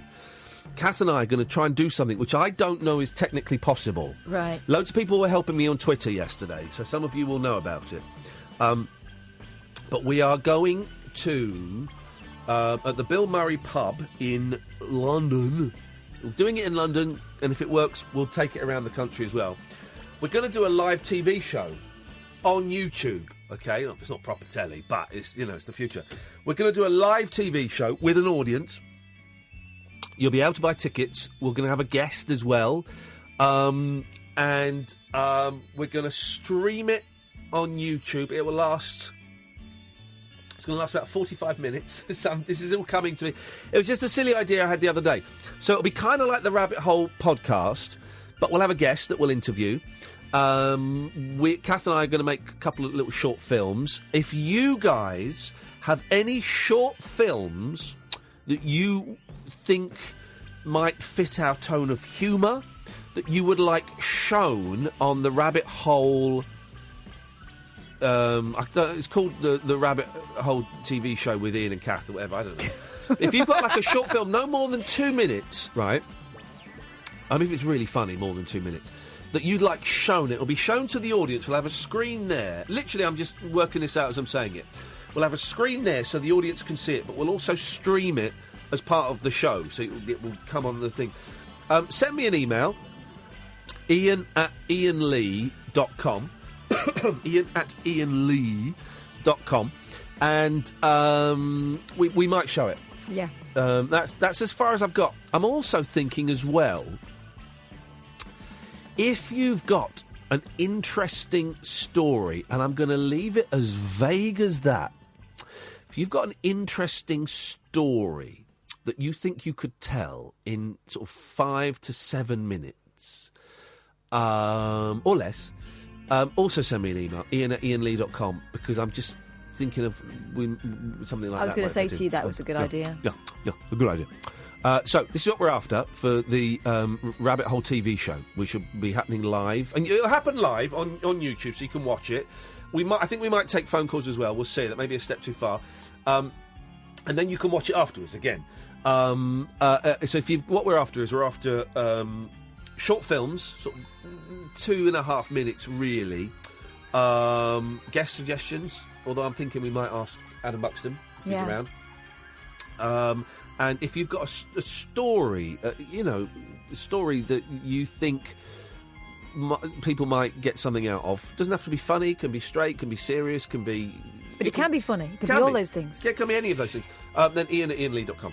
Cool. If you're going to tweet us guest suggestions, please, big favour, don't at them. Yeah, don't at them, please, in case that's we don't want to do them. And Albin's on the line. Good evening, Albin. Hello, Iain. Hello, Albin. Now, it says on my screen you're Jamal's dad. I am Jamal's father. Really? This is true. Okay.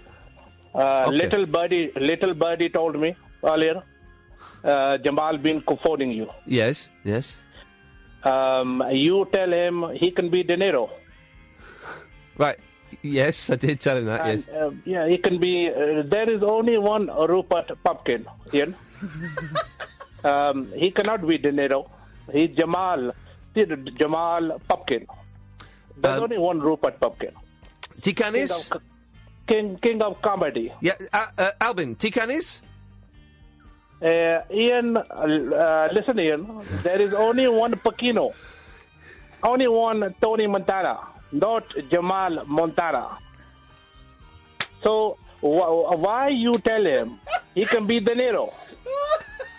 Why you tell him he can be Pacino? He cannot be Pacino. Iain, one minute. I need to put down my shutter from my shop. I am closing my shop this evening. Okay. Albin, because I remember Jamal said that his mum was Turkish and his dad was Greek. So you're Greek, aren't you? Here's Iain, let me tell you. Tikanis? The wife was the one. Polikala? No, Iain. Thank you very much indeed. It's a nice try. That's a funny prank call. That's excellent. That is a funny prank call. It was funny.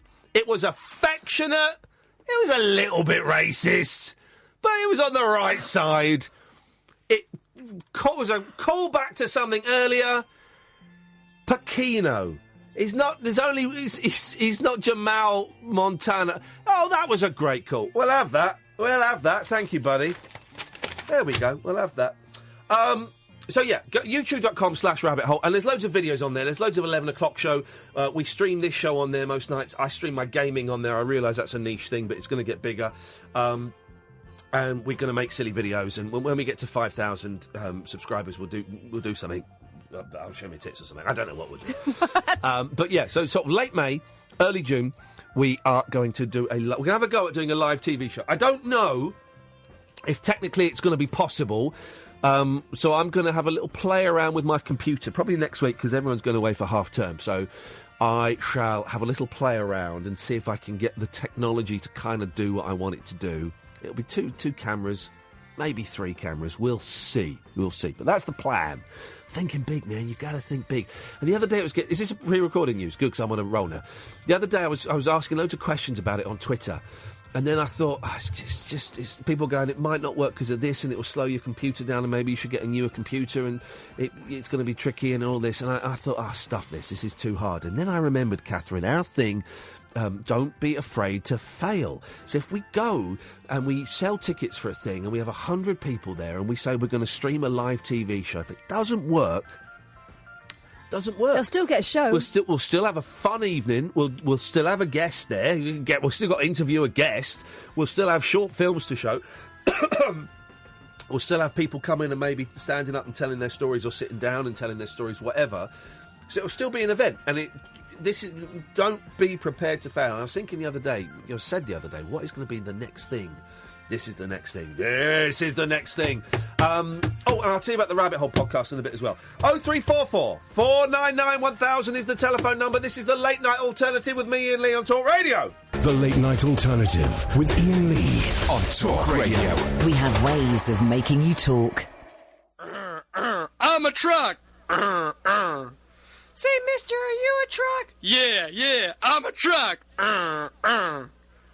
Can I have a ride? Sure, hop in. Oh, I'm a truck.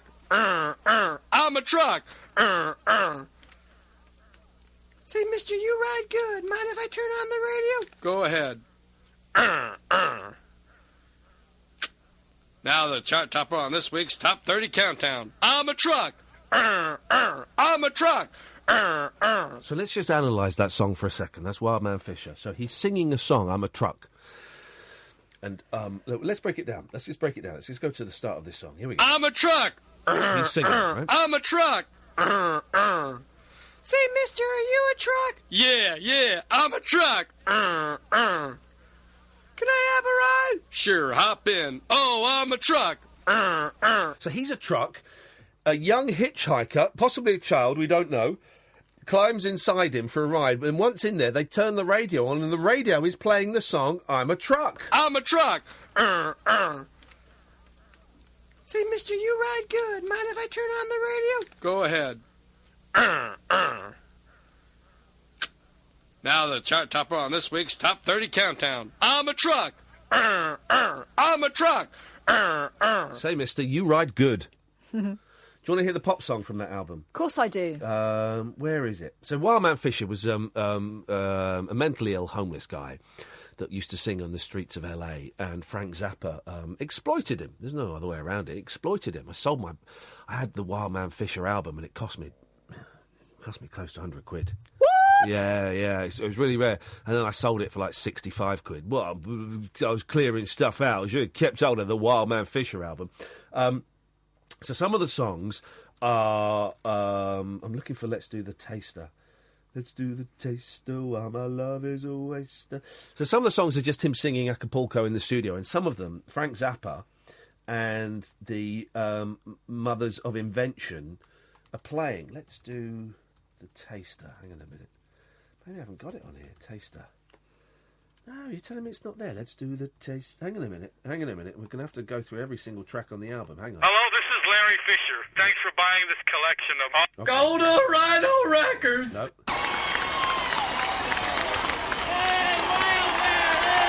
Well, I hear I got a lot of rock fans in Europe, and I know rock fans in Europe would like Jimmy Duran. He's coming to town. Nope. I like the pilot. I like the pilot. I like the pilot. I like the pilot. Nope. Josephino. The Do-Rod Rod. Sean Cassidy did that lucky sucker. He got that song, The Do-Rod Rod, and he made it into a #1 song. This could be it. Did you see that? On Billboard. He took a Phil Spector class. Is it? This is it. This is the pop song. This is the single. This is the single. Called Do the Wild Man. Here we go.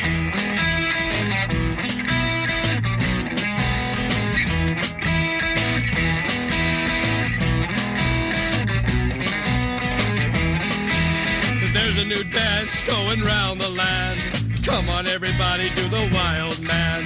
Throw your arms up, pretend you're a child. That's it now, you're getting wild. Sit on your... No, that's not it. Here's his take on the famous song Handyman. Listen, girls, what I'm putting down. I wanna be your handyman. Come on, people, gather around. Listen to what I'm putting down. I'm your handyman. No, that's not it. Well, we'll get there. Hang on a second. I mean, all of these could be hits, to be fair. Here we go. Fairy tales can come true. Wow. It can happen to you if you're young at heart. For as rich you will find to be narrow of mind. If you're young at heart, you can go to extremes with impossible schemes. You can laugh when your dreams fall apart in the seams. And here's the sin life gets most exciting. No, that's not it. Here it is. I found it. This is the pop song. Here we go. This is the pop song. This is genuinely brilliant.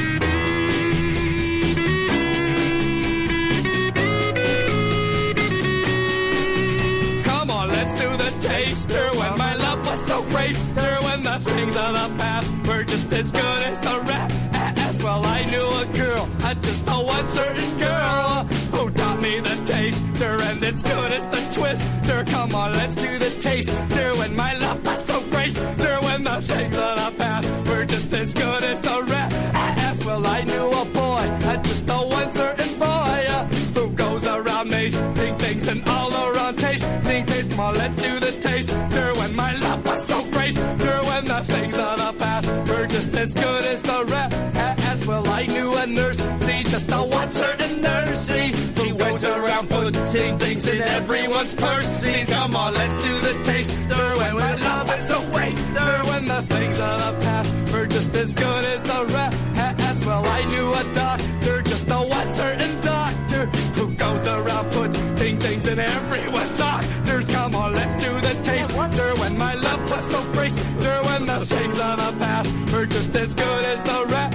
As well, I knew a cow, just a one certain cow, who'd give his life, just to be an owl. Oh, come on, let's do the taster when my love was so great. Whoa!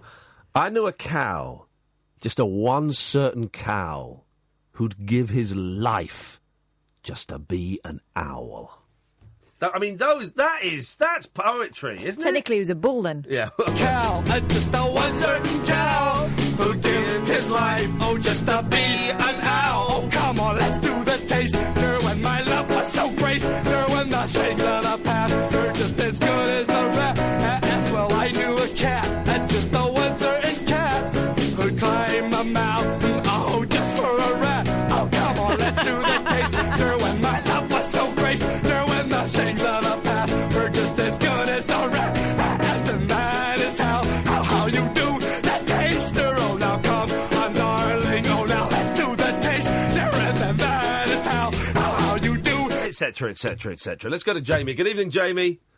How's it going, Ian? It's that, and that last 10 minutes of broadcasting is what my life is like, and it's partly why I'm no longer, or my marriage has ended. It's because I just sit there going, oh, hang on a second, I remember. Oh, listen to this, and then I'd now go off onto all kinds of Frank Zappa bootlegs, and then I'd be off on, and that is it. If I didn't have this radio show as an outlet, I'd be the guy stood by the recycling bins outside Tesco shouting abuse at people. I thought you were going to say that's what your life is like, because that is what my life is like when the kids are home. It'll be, listen to this song, Mummy, and they'll be making them up. It's relentless. People quite often say, they say this a lot, actually, particularly if I've been on telly for a while. Have you been tested for, like, or do you think you might be autistic? Autistic, that's the emphasis, isn't it? Autistic. Or Wacky. HD? Is that? ADHD. ADHD. HD is high definition.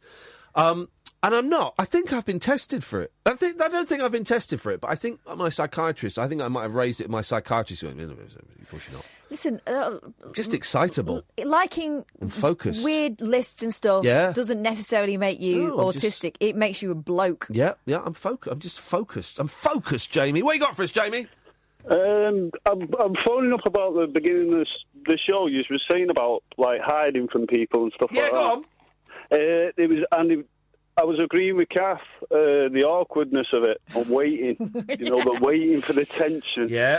It's when you really become aware of your breathing and stuff, and think, am I breathing really loud? Kath, listen to this. I got with my partner about 12 years ago, and started dating her. So I come round to her house, her brother let me in, blah, blah, blah. Oh, she's upstairs. So I've gone up, she's in the shower. Oh, God. So she said, I'll be about 20 minutes. So, right, no problem. Yeah. So, as I've turned round to the bedroom, I've noticed the clothes on the bed. So I thought, should I hide underneath the bed? And then grip her ankles as she gets to the bed. Yeah. So I thought, that would be a great idea. She'll find it funny anyway. So I dived under the bed, and I'm dead quiet and all that. Anyway, she took forever. And the waiting, I'm thinking, what if she comes in? She thinks I'm a weirdo. I've only been with her 6 months. She's going to think I'm a right bloody weirdo. So I'm waiting, the anticipation and all that lot. Anyway, she comes out of the shower. She comes into the bedroom. And Kath, you'll know this. Sorry? No, go on. I'm playing a bit of music underneath. Go on, I'm loving this. This is great. Anyway, like women do, they don't just get dressed. They moisturise. So it was a full show, and I'm like stuck under the bed thinking, wow, she is going to think I'm a peeping. She's going to think you're a pervert. Yeah, there comes a point where you've missed your chance to jump out and be light about it. You've sat there, you're a voyeur now. Exactly. So I was like, I stuck to my guns. I waited until she went for the clothes. I committed myself. Oh, right. And what and happened? I gripped her legs. Oh, mate, the squeal. You grabbed her legs? Yeah, I grabbed her legs. She slipped out like a bar of soap. I was there. I had to do it. She jumped out of her skin, mate. But now we've got 2 kids together, and she gets me back every time. Can I ask you a really personal question? Go on, mate. Did you have the best sex you'd ever had after that? Oh, yeah. Yay! Well played, Jamie! Well played. Oh, Jamie, that's brilliant, and you're still with her. Good for you. And she does it. She does it to you now? Oh, definitely. She shouts. She uses the kids as weapons, mate. Yeah. So she'll have the kids shout me in. Oh, Dad, and I'll come in, and then she'll jump out, or the kids will do vice versa. It's a mind show, mate. Jamie, thank you for that, man. One more thing, go on. before we go, mate. Yeah. That singer you was asking about on Eurovision, he's called Daz Samson. Oh, the school. It was like set in a school, wasn't it? I met him. He got me brother's band together a few years back. He sung a dead cheesy one called Rhinestone Cowboy with some cowboy bloke. I don't know who he is. Hang on a minute. That one was the version that was quite a big hit. He sang Rhinestone Cowboy, but he basically stood in the background going, "Giddy up, giddy up." No, because there's a version on it. Sorry. And Glenn Campbell's in that video, isn't he? Yeah. I know the song. Hang on a minute. Are you saying your brother was in that band? No. I'm saying that Daz Samsung is in that with a load of girls and all that lot. I know it because I've seen that. That's one of. Hang on a minute. That's one of my. I'm going to play it in a bit. Oh, look at that. It's awful because Glenn Campbell popped. Have you seen this, Kat? No. Yeah. Oh, well, here we go. Hang on a minute. Let me wait for this advert to go. You watch this, right? I've kind of ruined the surprise a bit, but here we go. So it's awful, right? Here we go. Hang on a second, Jamie. Have some of this, right? Oh, no.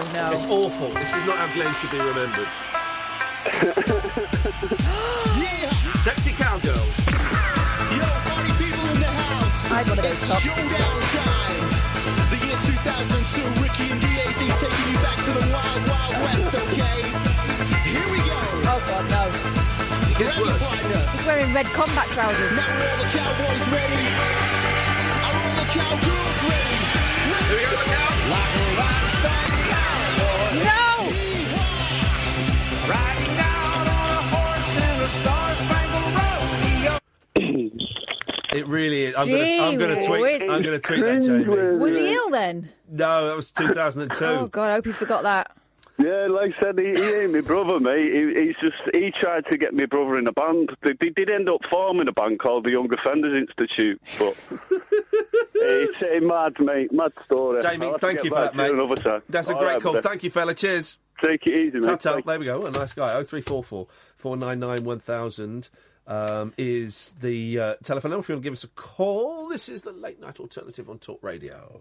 Stimulating nightly emissions guaranteed to open your eyes and your mind. Oh, my word. The Late Night Alternative with Iain Lee on Talk Radio.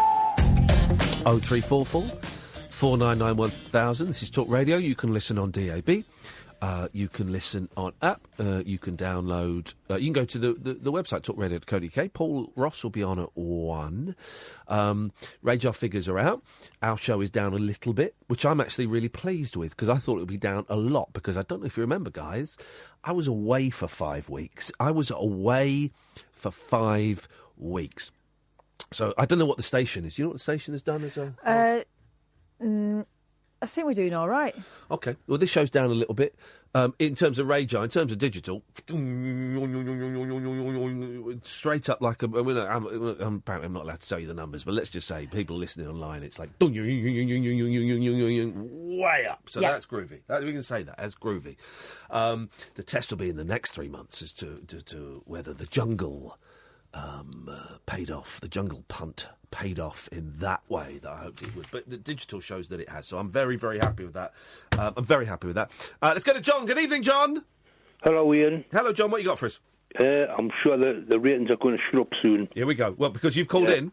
Well, I've called in about a couple of things, but last week, did you mention Jeff Lynne on the GLs? Well, you might have mentioned Jeff Lynne. Oh, well, I never heard it, sorry. Oh, well, hang on. Maybe we didn't mention Jeff Lynne. Why are you mentioning Jeff Lynne? Well, he would be one of the most... Oh, JLs. Oh, I see. Yes. I think we did. We had Jeff Lynne. Yeah, we had Jeff Lynne. Right. Yeah. Well, like Jamie mentioned before, I'm going back to the beginning of the show when you were on about people hiding behind furniture and stuff. Yeah, go on. Well, when I was about 5 or 6 years old, when something came on the TV, I used to dive behind the settee, and I was petrified. Can you remember somebody called Ray Allen, who was a ventriloquist? Ray Allen, Lord Charles, yeah, of course, he had a posh puppet. Yeah. Well, Lord Charles, before he had him, he had this puppet called Mickey the Martian. Flippin' heck. Did you ever see that? I don't remember Mickey the Martian. Well, I would love you to look it up, Ian. It's spelled M-I-K-K-I, the Martian. Right. And I believe somebody who does oh, God. Some sort of puppet show nowadays, he's still got the same thing and he's looking after it. But I've looked online and I see a picture of it in colour, but I used to watch it in black and white and it was terrifying. Absolutely terrifying. Yeah. Where? Oh, bloody hell, look at that. That is awful. He's ugly, isn't he? Yes, he is. Yeah. And you know, about a week ago, you posted on something on your... about the Daleks? Yeah. Yeah. Well, I got married young. To a Dalek? 16. Well, I was 17 when I got married. No! Yeah. And I used to watch Doctor Who, but when I put it on the TV, my wife was absolutely petrified by the Daleks. Yeah. And she used to jump up and switch the channel over. But you were just kids. How old was she when you married? She was 17, but I just turned 17 when we got married. Flipping heck. How long did you stay married for? We're still married now. And you sound a little bit older than 17. Oh, yeah, I'm now, what are you now, if you don't mind me asking? I'm 62. I was going to say 62. That's incredible. I got married in 1973. That's incredible. It's the year I was born. Really? Yeah, I was born in 73. Oh, man alive. Well, congratulations. I mean, I'm assuming you're both still in love. Yeah. But Yeah, I'm in love. Yeah. No. I don't want to go. I don't want to lower the lower the tone. Oh, trust me, you couldn't lower the tone any lower than it's been lowered today. Well, me boy was born in 1973, and he took his life 8 years ago. You know? Oh, mate, I'm sorry to hear that. So I've struggled since then, you know. Yeah, I bet you have, man. I bet you have. That's a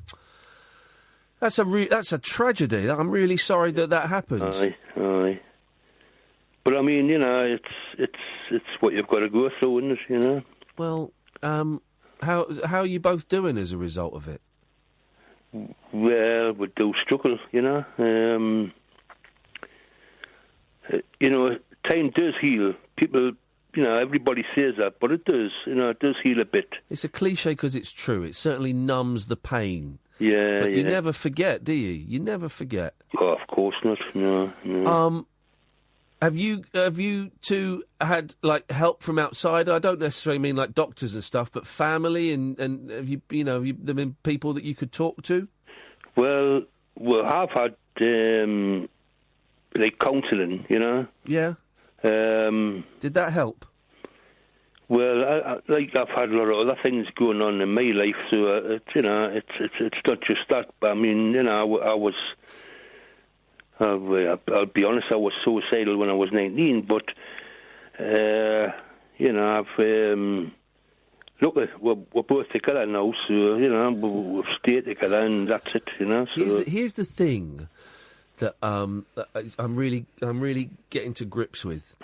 It's not fair, is it? Life is really, really unfair. When you watch films and read books, bad things happen, and then there's generally there's a positive ending. Most films, you have some crappy things, and there'll be a happy ending. And we've all come to kind of think that that's what life is like. Is you go through bad stuff, and at the end there'll be something good necessary. But it's not true, is it? Life ain't fair, and it sounds like you've had a particularly bad deck of cards that have been dealt your way. Well, but I've just had to play them, you know. Just had to play my cards, and I think I bragged them a bit. Oh, mate. Well, listen, I'm really glad that you didn't take your life when you were 19. I'm glad you're still around. Hey, I was in a bad place then, like, you know, but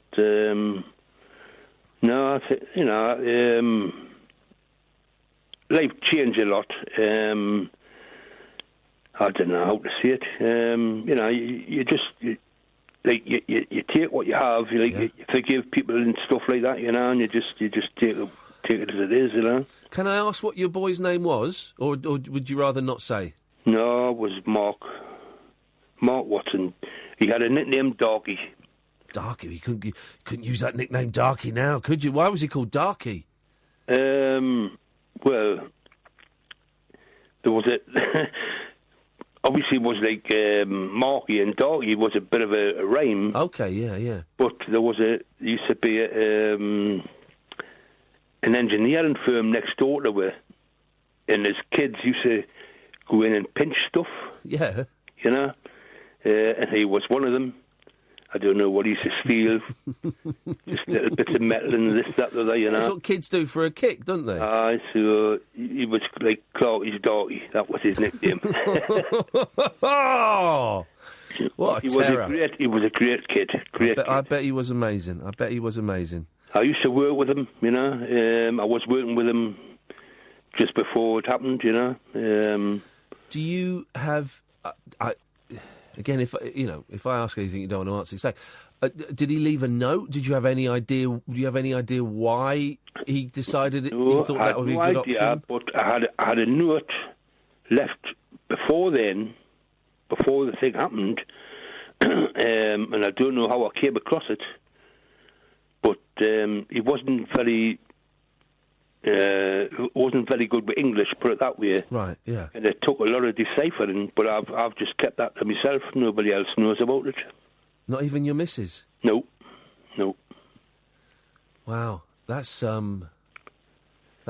burden to carry. Is it an upsetting note? No. It was more or less to look up at his kids and stuff like that, you know. Oh, mate. But as I say, that didn't happen at the time, and I don't know how I came across it when I did. But I did not receive it then, if you understand. Yeah, I do. Yeah. You're a good man, John. You're a good man, and shit things happen to good people, unfortunately. And I will be thinking of Mark tonight when I get home, And I'll be thinking of you too as well, man. Well, I love you, and for that, I love you. Thank you, brother. You call again, yeah? Okay, I will do. Take care, mate. Bye-bye. Bye. Bye-bye. Oh, that's got me, that has a little bit. That's got me a little bit. Yeah. Oh, dear. Deary me. Oh. The stuff people walk around with, you have no idea. That's really hit me, that has. That's really hit me. What a nice guy. Oh, I'm also annoyed because I was going to say 62 and I held off it. Thank you for that, John. I think we'll all be thinking of Mark tonight at some point, and certainly thinking of you and your missus. Oh, that's really hit me, that has. I didn't expect it to. Oh, dear. Everybody's got a story, man. Everybody. I mean, he's got a library full of them. Married at 17, suicidal himself at 19. His missus who won't let him watch Doctor Who. I mean, it's just, you know. Oh, dearie me. That's really, that's really hit me, that is. Matt, stay there. We'll have a little break. This is Talk Radio. The Late Night Alternative with Iain Lee on Talk Radio. We'll get you talking. Last 30 minutes of the show. Paul Ross is on at 1 o'clock. And then James Max is on at 5. 0344 499 1000 is the telephone number. Let's go to New York City and to Matt. Good evening, Matt. Ian, Kath, good evening. How you doing, man? You all right? I'm doing all right. I have to say that last caller just, that shook me. Didn't it? Everybody's, you know, you just don't know what people are carrying around with them. What a wonderful man, and you know, I mean, so much about that story. And the positive thing, married at 17 and they're still married at the age of 62. So that's incredible. That's incredible. I had a family member pass away in the last year that ended up getting sick in his last few years of life. Yeah. And I know that it took a toll on him mentally and emotionally, and I think that he was deep down depressed. Yeah. And I think that really added to it, but he never really spoke about it. And I just kept thinking about, it was my dad actually, and I kept thinking about him when I was listening to his call, just knowing that a human being can walk around and have something so deep and not verbally say it when you want them to say it. Yeah. It's just so frustrating. So frustrating. My dad was a liar. My dad was a compulsive liar. I suspect he might have been an alcoholic, but he knocked drinking on the head when I was quite young. And I'm pretty certain he was a sex addict. Pretty certain. And I have my own theories, and one of my theories is something happened to him as a boy. Something happened to him as a boy, and it meant that he was constantly looking for love in all the wrong places, and And I didn't speak to my dad for a long time, and then about 3 years before his life, I kind of made peace with him, and we very slowly were building up a relationship together again. And then he got cancer, and then he died, and it was like, oh, jeez. And I never got to speak to him. I had a few conversations with him the day we made peace, and a couple of times towards the end, but I never really got to sit down with him and say, Dad, what was going on in your head when you were going off, when you were married to my mum and you were going off getting different women pregnant and keeping it secret? This is what I want to say to you. I want to ask him, what was going on in your head, and how much pain were you in? Because when he was dying, literally in his deathbed, and my stepmom, I guess, lovely woman called Margaret, I only met just as he was dying, she was having to work a rota on who could come and see him at what time, so that this other mother of one of his kids, who was apparently a bit hard work, I'll say, I met her actually, she was hard work, wouldn't meet one of the aunts and all of this. And I'm thinking, Jesus, his wife is doing like almost a colour-coded rota of when people can visit a dying man in the last 2 weeks of his life. That's how complicated his life was. And I just wish I'd been able to say to him, how much pain were you in, man? Because, you know, it sounds fun going off and shagging and doing all that stuff, but he was...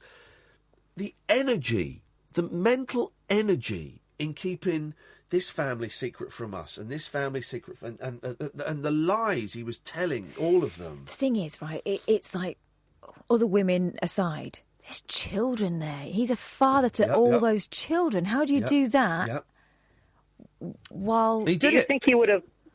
Go on, Matt. I'm sorry, do you think he would have... If you sat down and asked him that question, do you think he would have been honest with you and told you the answer? That's a really good question. I like to think we would have got to a place in our relationship where, yes, he would. Towards the end, I didn't ask him stuff in that much detail. In fact, when we made the day we made amends, we kind of got together again. I did ask him some stuff about. Because I remember him getting quite drunk a couple of times when I was a kid and stripping off and going out in the street with a mate of his. And then I remember him stop drinking. And I was able to ask him about that, because I've got issues with drinking and drugs and stuff. And I was able to say to him, Dad, what was the thing that happened when you were drinking? And he told me, he said that he was driving home from work one night, pissed. Like, not massively, but he was over the limit. And he knocked a policeman off his bike. Right, and he panicked and he drove off. Right, and he said it was not a massive thing. A guy wasn't injured, but he panicked and he drove off. And he said from that day on, he never had another drink. And that, to me, is the reasoning of an alcoholic. Kind of that he kind of white knuckled it. He white knuckled it, and after that. His kind of shagging took over. And this is my cod psychology going on. Would he have told me the truth? I don't know, but I think I would certainly have been better at sniffing out his bullshine than I was 20, 30 years prior to that. So, yeah, don't know. Dads are confused. Are you a dad, Matt? No, I do not have kids. I have nephews and nieces, but not kids of my own. I will say that in the last year or two of my dad's life, I made efforts to try to connect. We were two very different people. Yeah. And I love him to death, but we were just very different people with very different kind of mindsets of things. You know, I'm from the middle of America. I moved away. My father and my mother never really left. They stayed and would only travel to, like, Florida for vacation. You know, they had and I moved away and lived in L.A. and New York, and I kind of started to see life differently. And we clashed, and I would try to have these conversations with him and try to open up with him, but he was always kind of reserved with me. And I think there was just something, I think his dad died young, and I think they had some sort of similar tension that way. And I tried, as best as I could, and I wish that I made more of an effort to open up, but I know I did what I could all the way up until the end. Well, I will say the one thing he did teach me from all that, my father retired when he was 49. He was just, we didn't grow up rich or anything. He just saved his money. He was just smart, and he wanted to retire early. But from that moment on, he was just never the same. He was just bored all the time. Yeah. He did some part-time stuff here and there, and then he started to get sick about 5-6 years later, and it went on for about 5-6 years until he passed away. Yeah. And I remember when he retired, I thought, I should work really hard and do the same thing. But then I saw what happened to him, of how it just made him cranky and bored, and it made him sick, and it made it worse. And if anything, it taught me that I really do need to follow what truly deep down I want to do, what I ultimately, see what my life should be, what I think my life should be, and what I want to do, and then not take that chance, because I don't want it to end up, being in that same boat he was. So that was just a horrible thing to see. Well, yeah, quite often when people retire, and I wonder if it's different for men or women. I wonder if it's different. I don't know if it is. I'm just throwing that. But when people retire, they quite often lose their purpose. That their job is their purpose, or or the breadwinner is the purpose. And I do wonder if it's different for men and women. Women, massive generalisation coming up. But I do think that previous generations of men have felt that thing of, I have to provide for everybody, and I have to work, and I'm not going to be the one that puts the kids to bed, and I'm not going to go to the school concerts and stuff because I'm going to work. I'm work. And then when work ends, that community, that family that they have built within the workplace is gone. The kids have probably moved out. they're there with their wife that maybe they've grown slightly different from. Their wife, this huge generalisations, I know. Their wife has I think women are better at kind of having friends than men are. Go on. I think what happens to the man in that scenario, and time will tell with this generation where everything's 50-50, you know, we're both working the same, we're both to pay for a mortgage. It's not like you've got a bread, you know, exactly. But, you know, you've not got the breadwinner homemaker situation that they had in the past. I think that women would have found their purpose had slipped away from them when the children left home, and that's why they build a community of friends. And so their sort of watershed moment comes earlier than the man. The man's got, you know, until he's late 50s, 60, but when he left work, when he retired from work, and that's when it would hit him. It's just we've always, I think everyone gets it, but society made it different for men and women. I think as well, also, and this, you know, isn't it funny? We're all, you know, I'm totally for equality and all of that, but yet we still, I find myself falling into gender-specific roles. Okay, so my wife is still, particularly now I don't live there, has always been primarily responsible for the kids in terms of taking them to school, in terms of buying their clothes and do you know what I mean? Yeah. And as a result of that, she has this community of other parents and things. She's kind of involved in that, and I've always felt outside. I don't know. I'm going off. No. I think that's I don't know. It happens. Big up the Brexit boys, by the way. Matt, what did you call in for? Was there a reason for this? I know it seems like a lifetime ago now. This is therapy for me for tonight. I actually am calling back to follow up on something. I think I called up Friday. Yes. You were talking about your new career as a video streamer. Video game streamer, yes. I'm going to get sponsorship and I'm going to become a video game streamer. And I mean, disappointing figures so far on the streams. We're getting about 26, between 26 and 50. I thought that was in tens of thousands. It's not. It's literally 26 people watching me stream a video game. But I've got, if you watched it last night, I've now got a camera and you could watch me in bed playing a video game. Also, think positive, right? There's a gap in the market for a 44-year-old YouTuber. Yep, totally. That's right. And by the way, it's not low numbers. You're building audience. Thank you. This is the American attitude. Building audience. See? Yeah. Here you go. Have you got any tips for me? Have you got any people that might want to sponsor me? Just don't, show a dead body in the middle of Japanese forest, and you're good to go. Let me just write that down because that's a great bit of advice. I've lost excellent. Yeah, just actually, what was that, Matt? What was that? Don't show. Do not show a dead body in the middle of a forest in a video because you're going to add 1 million subscribers and people will be talking about you like crazy afterwards. He got an extra 1 million subscribers after that.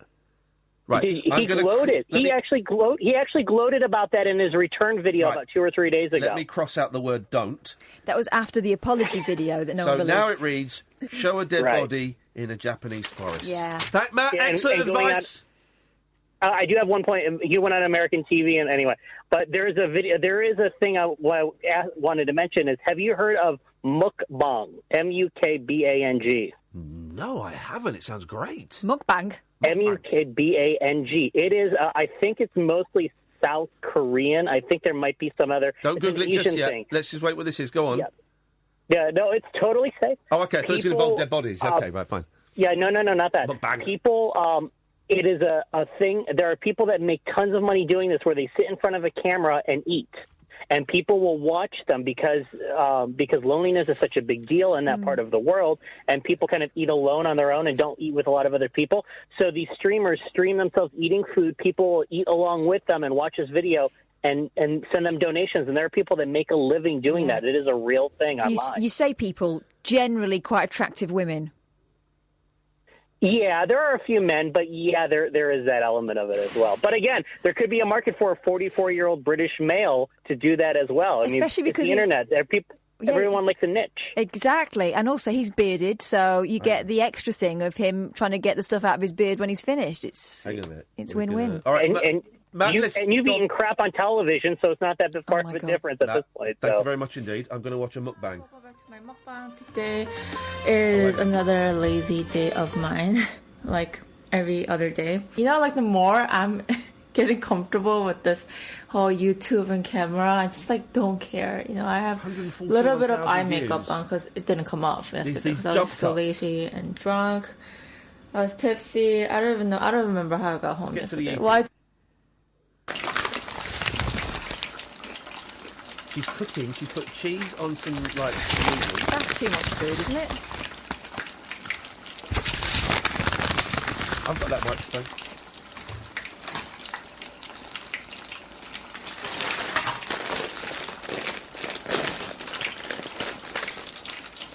This is incredible.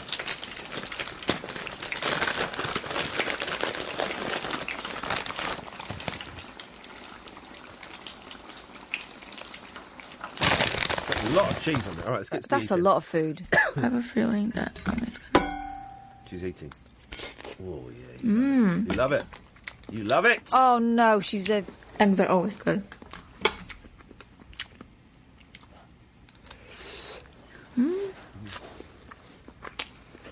Oh, all the lip smacking. Does look good. Sorry, we're watching... This is weird. We're watching a woman eat. I don't know, don't you guys like it when I don't wear makeup? You're listening to it. Let's see how Because I'm like super comfortable right now. Let's see. And I think... the vinegar shot. Here we go. But that's like different story, but... I want to like... design a menu. I want to design. I want to like plate things. You know, I want this cute little. You know, I just have this like really cute dream of mine. I want to decorate things the way I want it to, and I want the food to look like this. I want it to come out like this. I want people to like present it like this. So this is a little dream I have right now. But let's see how far we get. How far. And how long it'll take to get there. 670,000 subscribers. And see where I am in life. But yeah, I'm going to end the video here. I hope you guys enjoyed today's video. But I'll see you guys in the next video. The thing I hate about YouTube videos is those horrible jump cuts. Also, look at all that food. She's going to chuck that. Wowzers. She's not going to eat it. Last 15 minutes of the show. 034 4499 1000. This is Talk Radio. The Late Night Alternative with Iain Lee on Talk Radio. People are telling me it's getting heated on Periscope. So what? What do you want me to do about it? I'm busy doing the show. What do you want me to do? If people are being rude and offensive, you know you can email me or you can mute them, guys. So I'm not quite sure what I'm supposed to do. Here's someone. This woman's got 3.4 million subscribers. I don't know what you guys are seeing, but I don't really care. I am so hungry. I just did a photo shoot where I didn't eat for days, so I ordered everything that looked delicious on the menu. I'm a little drunk, so I'm going to start eating. It's a fries. The noise must be part of it.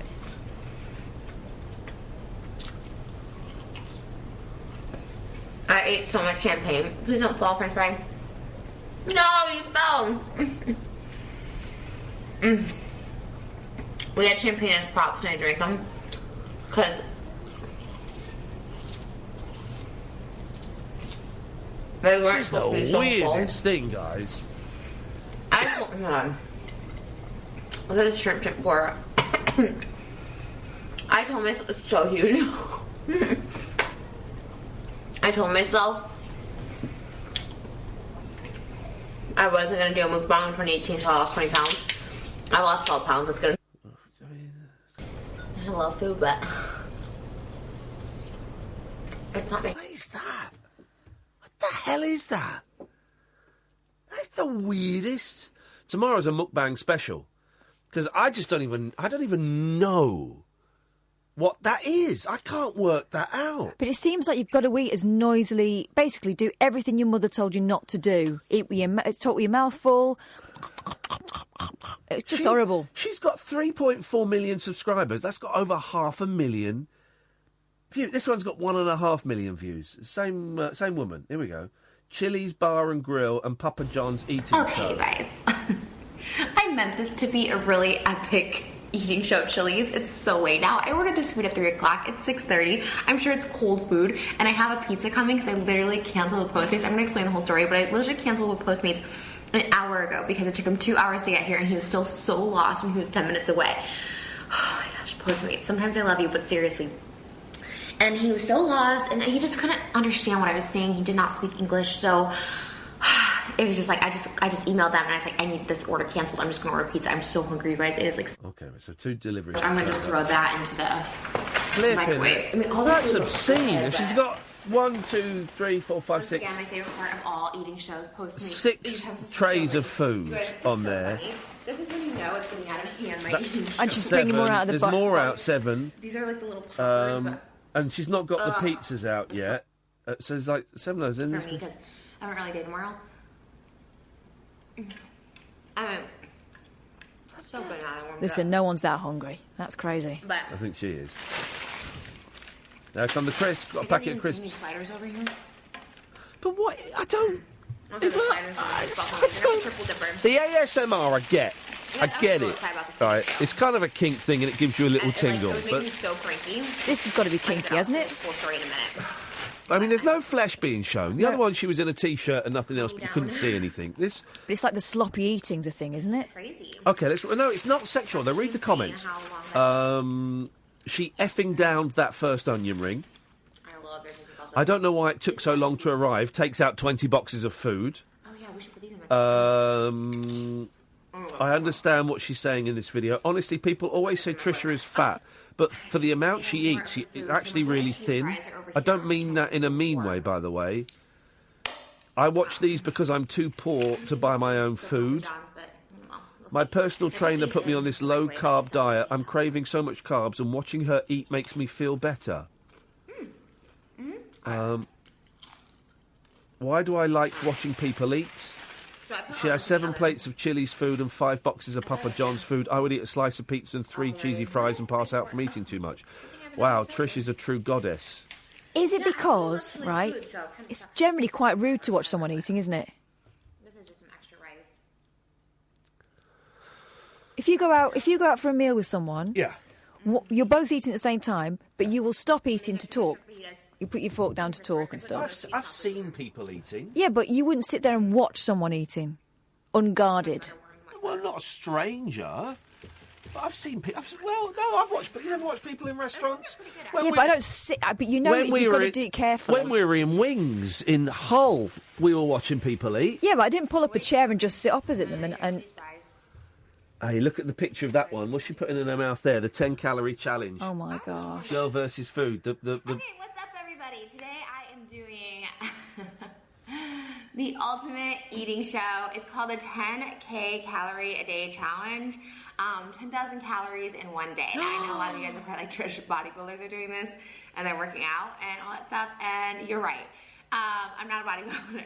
I am just a girl who's ready to go on a diet, and I thought this is kind of what I do before all my diets. Don't judge, but I like to eat all my favorite foods, so I thought I would order all my favorite foods for you guys throughout the day, because there's no way I would be able to even enjoy the title for this is 10,000 calorie challenge, girl versus food, epic cheat day. It's a binge, isn't it?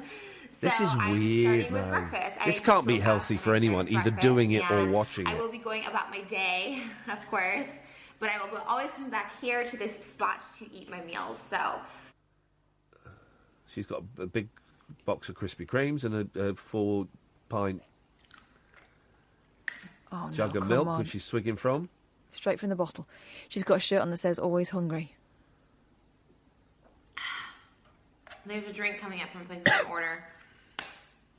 order from that has a drink that I love. It's a shake. It has 1,000 calories in it. So I wouldn't like to be the Gillian McKeith that opens her Tupperware box. I bet, so good. I had no idea it had 1,000 calories in it. I haven't ordered it. She's put her hand down the bog a few times to pull it out. All right, guys, I'm going to have one more donut. She's going to do an Elvis if she's not careful. Let's jump forward a little bit. I think 3 churros, but I don't only have a bite of one. Yeah, look at this. I've already failed. If I was even close to meeting the challenge, I would try to be a champion, but I'm nowhere close, so. What is it? I mean, fair play. What is this radio show? Because it's us just listening to that. That is the weirdest thing. Rory, that has blown my mind. Oh, it's really hard to listen to, Ian. I can't listen to that. I had to keep muting it the whole time as you were playing it. Yeah, why do you find it so abhorrent? Well, I don't mind like sitting in a restaurant or sitting at a table watching people eat. But if I don't know why, but if I see somebody on television eating, I have to turn my face away and even worse than the radio. I had to mute that because I was like, oh my God, I don't want to hear this inside of her mouth. It's horrible. Yeah, there was a lot of that. Someone's just tweeted me. He said, I've not seen many of those videos, but someone I know from that neck of the woods says it's more the shape of the food and the going in and out of the mouth. Oh, geez. Some are even banned by their government. I think, what is going on? Yeah, they should ban it. They should ban people from eating food. They should ban people from eating TV. Yeah, and eating pigs' vaginas and everything, and it's just horrible. It's really bad. I can't stand it. Sorry. I make food videos, but I can't. But I actually move my mouth away from the camera when I'm eating. Good. Well, good for you, you deviant. What you got for us, Rory? That's it. All right, lovely. Just Thank you very much. disgust. Thank you very much indeed. That's all he's got. Evening, Lewis. Rabbit, rabbit, rabbit, rabbit, rabbit, rabbit, rabbit, rabbit, rabbit, rabbit, You got beautiful skin. You got a beautiful face. You got life. Thank you very much indeed, Lewis. What a strange old show it's been this evening, hasn't it, dear listener? There will be a new... Come in, Paul Ross. Come and join us. Hello. Have you heard of these mukbang videos? People filming themselves eating. I had, and I'd heard that they were a bit like that. There was a trend a few years ago for people gunging themselves for similar kind of slightly odd... Because the gunging is called sploshing. Yes, sploshing. That's sploshing, right, but sploshing is like a sexual thing. It's generally women getting covered in women with big boobs getting covered in jelly or slime, like or a post-pub version of early Saturday morning telly in the 80s. Yeah, well, this is where your career was Absolutely. founded, of course. But so sploshing is a thing. But I've not heard of this eating thing before. People are messed up, aren't they? I mean, are people watching Greg on MasterChef and getting aroused because he chews with his mouth open? This is going to be the toughest 15 minutes of your life. Him and his flip-top head and his massive spoon. What is going... She's got a wicked tongue. What is going to be on your show from 1 o'clock, please, sir? We're talking Laurel and Hardy, which I cannot wait as a completist, because on Talking Pictures TV yesterday we had not only Bratz, one of my favourites of theirs, where they play the parents and the little children, but also Laughing Gravy. Oh! And if ever I get a small dog, I will call my dog Laughing Gravy too. So we're talking Laurel and Hardy and a whole lot more. And after our triumph yesterday with Grace Chang, was my face red when you spotted her name in English on the cover. I said, you can't, there's not a single word of English on this, you can't. And he went, oh, it's Grace Chang. I thought, blimey, is he fluent in the Mandarin? No, we've got an Irish answer to the fantastic Taiwanese Grace Chang. So we said, no one people tweeted me about, I can't even read out the kind of number unless you look at the CD. It's Grace Chang, Paul, you idiot. Paul Ross will be on. We'll be back tonight at 10. Until then, from us, ta-ta!